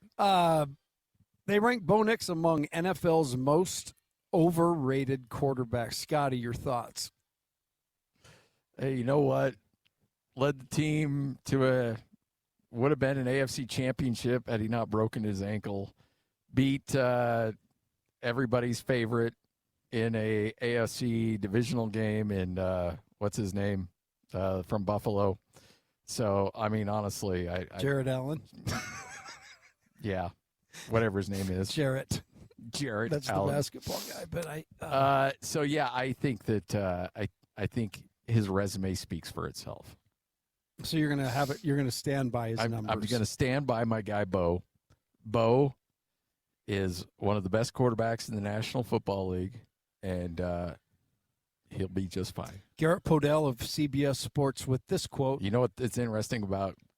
Isn't that the guy with the Motel 6? We'll leave the light on for you. No, I think that's his uncle. That's Tom Garrett Bodett. Bodell? That's Tom Bodett.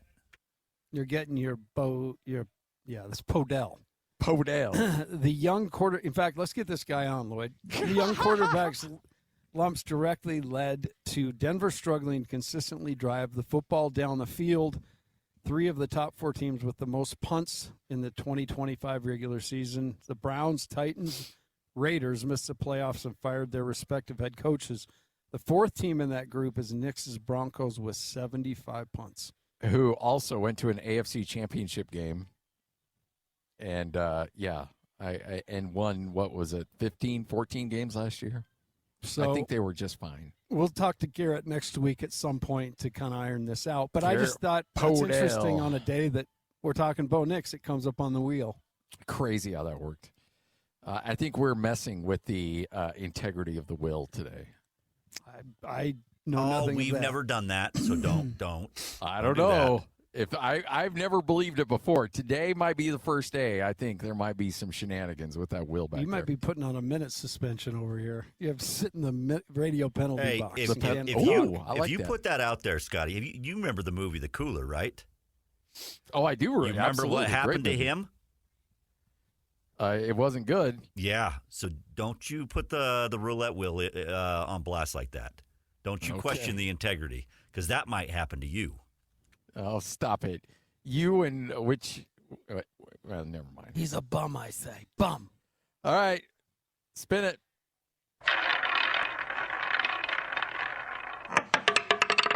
DP favorite to win the Rookie of the Year? Lloyd just posted this. So what kind of weird Joe Schmuckatelli service did you grab your stats from, Lloyd? Because that's what we're all doing today, is pulling out numbers from just random. I think that's Tom Bodett put these odds out. The Motel 6 line of the day, brought to you by one of those betting companies. No, this is coming from ESPN. These are the gambling odds currently for the worldwide leader. Yes, from the Rookie of the Year.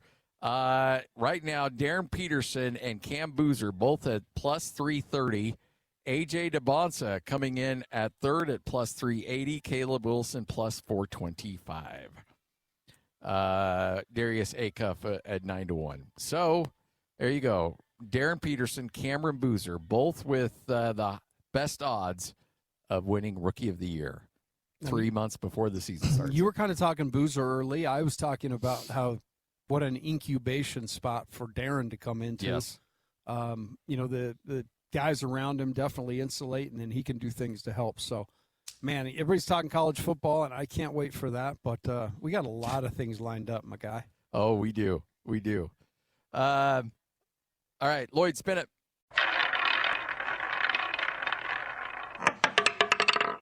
Dum-Dum doing dumb things again. Oh, Tom Dundon. What's this dum-dum thing you speak of? Dum-Dum. What is that from? Princess Bride. Oh, that's when the big giant guy? Yeah. Okay. Yep. That's Andre And the then he Giant. says, I'll kill your father. Yeah. Dum-dum. So there is the Mount Rushmore of play-by-play guys in the NBA. Kevin Calabro would be the George Washington on that Mount Rushmore. Was with the Sonics forever. Then when they moved, he took over the Portland Trailblazers. And, of course, he was in the middle of a contract negotiation when Tom Dum-Dum took over and the team, and they essentially fired him by giving him an offer that was so low that he essentially had to turn it down. Here's his quote. "It was a really disappointing offer that was not hard at all to turn thumbs down to and realize that there was not much seriousness on the other end to get something done, which is fine if you wanted to end the relationship. But that's one way to do it, I suppose." Now, remember, he also had a quick tweet when it happened and said it was an easy decision to make. The offer was subprime. Taking a shot at Tom Dundon and how he made his billions of dollars is essentially taking advantage of people with some subprime loans on housing. Love it. Love everything about it. Calabro, I just remember Locke playing when he had his show, all of his highlights, Calabros, and how he's out there screaming and yelling and causing a scene, and it was so cool. Speaking of Gary Payton, he'd always yell, "GP, are you with me?" Exactly. Yeah, just great stuff. Good stuff. Great announcer. Hopefully he can find a home. I'm sure he will, and he's at a point in his life where I doubt that he needs to work. He's just been a fixture in the NBA for so long that the NBA needs him just to provide some level of sanity, because when you see a highlight from Kevin Calabro, you have to listen to it. He is just fantastic, and the fact that the Portland Trailblazers essentially gave him the middle finger and told him to go walking is pretty sad and ridiculous. Very, very sad, but it just continues. It's how this guy's going to do things. He's going to do them on the cheap where he can. All right, spin it.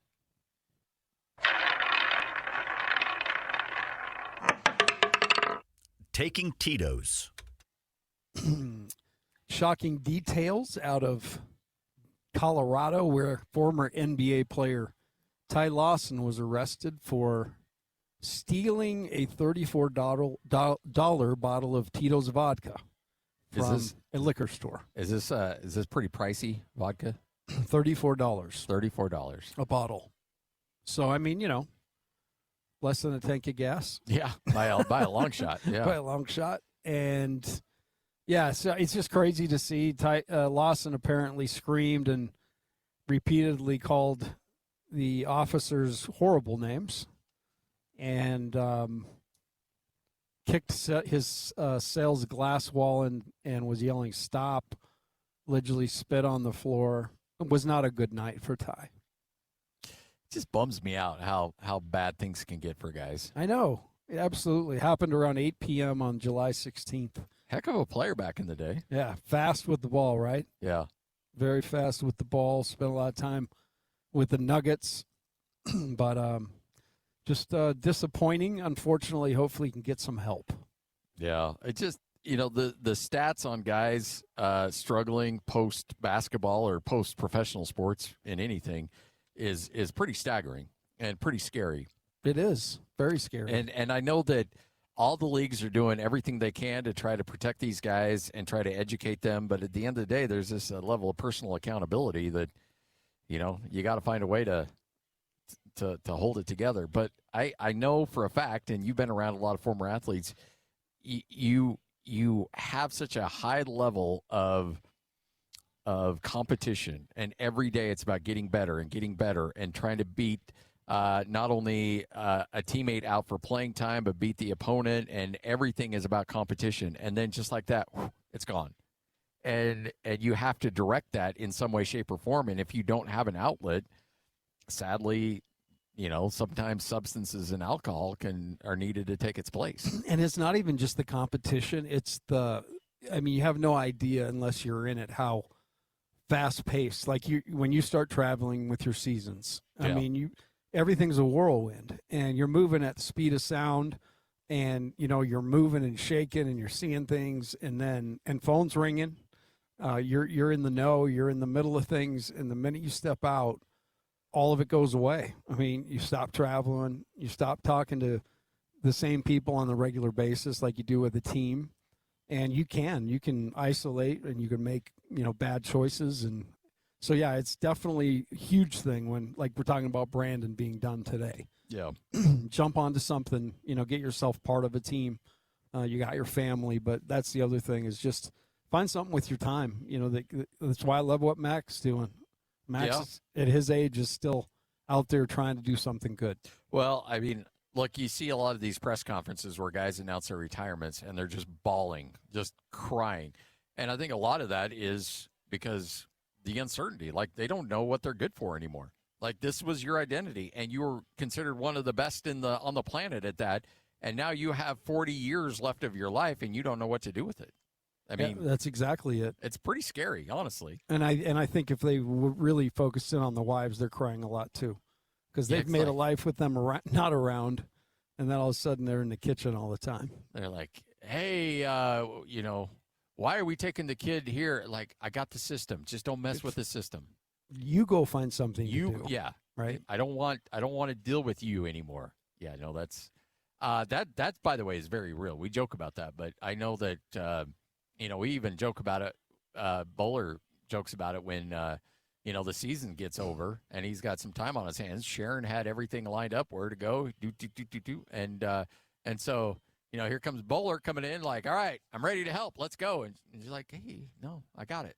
Like, don't disrupt the flow. I got the system in place. I'm sure Rachel had the same thing. Totally. And I'm just trying to think about it, but I think my window was where I was out traveling and doing all that was basically 05 heavy to 19. So in those 14 years, you hit it on the head. Like, so much has changed, and people are using all these different apps to do things, and you're behind. So latch on to something about family, man. Family can take care of a lot of it. Just don't drive your wife crazy. Don't drive them crazy. Take up barbecuing. Go get See, that would be an awesome guitar. See, that's where all my time went into guitar. Go get yourself a rig and start barbecuing. Go get yourself a guitar. Teach yourself the guitar. Go outside. Get yourself a chainsaw. Do a little landscaping, a little yard work. Our guy Kevin with the bandsaw. Yeah. He's got the bandsaw behind him and coming out of his mouth toward Bo Nix. Yeah, he was cutting. It's not okay. All of you out there who got a phone call from Lloyd saying, hey, I need you to call in on this text line, and I need you to say bad things about Bo Nix, shame on you. Shame on all of you. Do better. That didn't happen. I mean, he didn't call me, but I did on my own, so I'll take some of the shame. 97. Wait, you were one of those? I was the old man. Oh, okay. How did you change your name? I just typed it in different. Oh, okay. I mean, you can put your name in. So, all right. So, okay. I put in, I think I put in Lloyd. Hold on. So I'm going to go voicemail. Kull. All right, here we go. Here we go. This is I hit the talk to us button. Okay. Hi guys, long-time listener, first-time caller. Just want to let you know that I think Bo Nix is a tremendous player, and I think he's MVP caliber coming up this upcoming season. And I appreciate the show, Scotty. Hang in there. I know you're dealing with some dum-dums, but hang in there. We appreciate all you do. Oh, that was glowing. Oh, actually, now it's working. Oh, okay. Hold on. Reset recording. I did it wrong. See, I tell you, I thought I had to have it held down the whole time. Bo Nix is awesome. He'll be great. MVP caliber. Scott, you're great. Appreciate it. Thank you very much. Boom. There we go. Submit message. Agreed. There we go. If it doesn't go through, there's a picture of Lloyd going, no. A little pops up 3D image. Yeah, You're not getting through. All right, we'll wrap up this bad boy next. 97.5, the KSL Sports Zone. You know that thing that you love? You'll find others geeking out about it on Facebook. Whether you're looking for community or inspiration, Facebook helps turn passion into action. Obsessed with running a marathon? Discover a neighborhood run club group. Start training and meet your new neighbor. Thinking about cooking more at home? Connect with meal prep groups to discover recipes in a new community. And as you're scrolling the feed, you may even find reels showing you top running shoes or the best tools for your culinary journey. This summer, find more on Facebook. Best radio in Utah is right here. This is Scotty G and the coach, Tim LaComb, on 97.5, the KSL Sports Zone. Bo Nix is the man. He's the bomb. He should have been the MVP of the Super Bowl last year if it wasn't for that fluke injury. And after his second Super Bowl win with Coach Payton here in the near future, even Vikings fans are going to wish that he was on their team. No laugh track. No, you don't get to put a laugh track on there, Lloyd. Come on, that's a legitimate voicemail. Bo Nix is the bomb. TheBomb.com.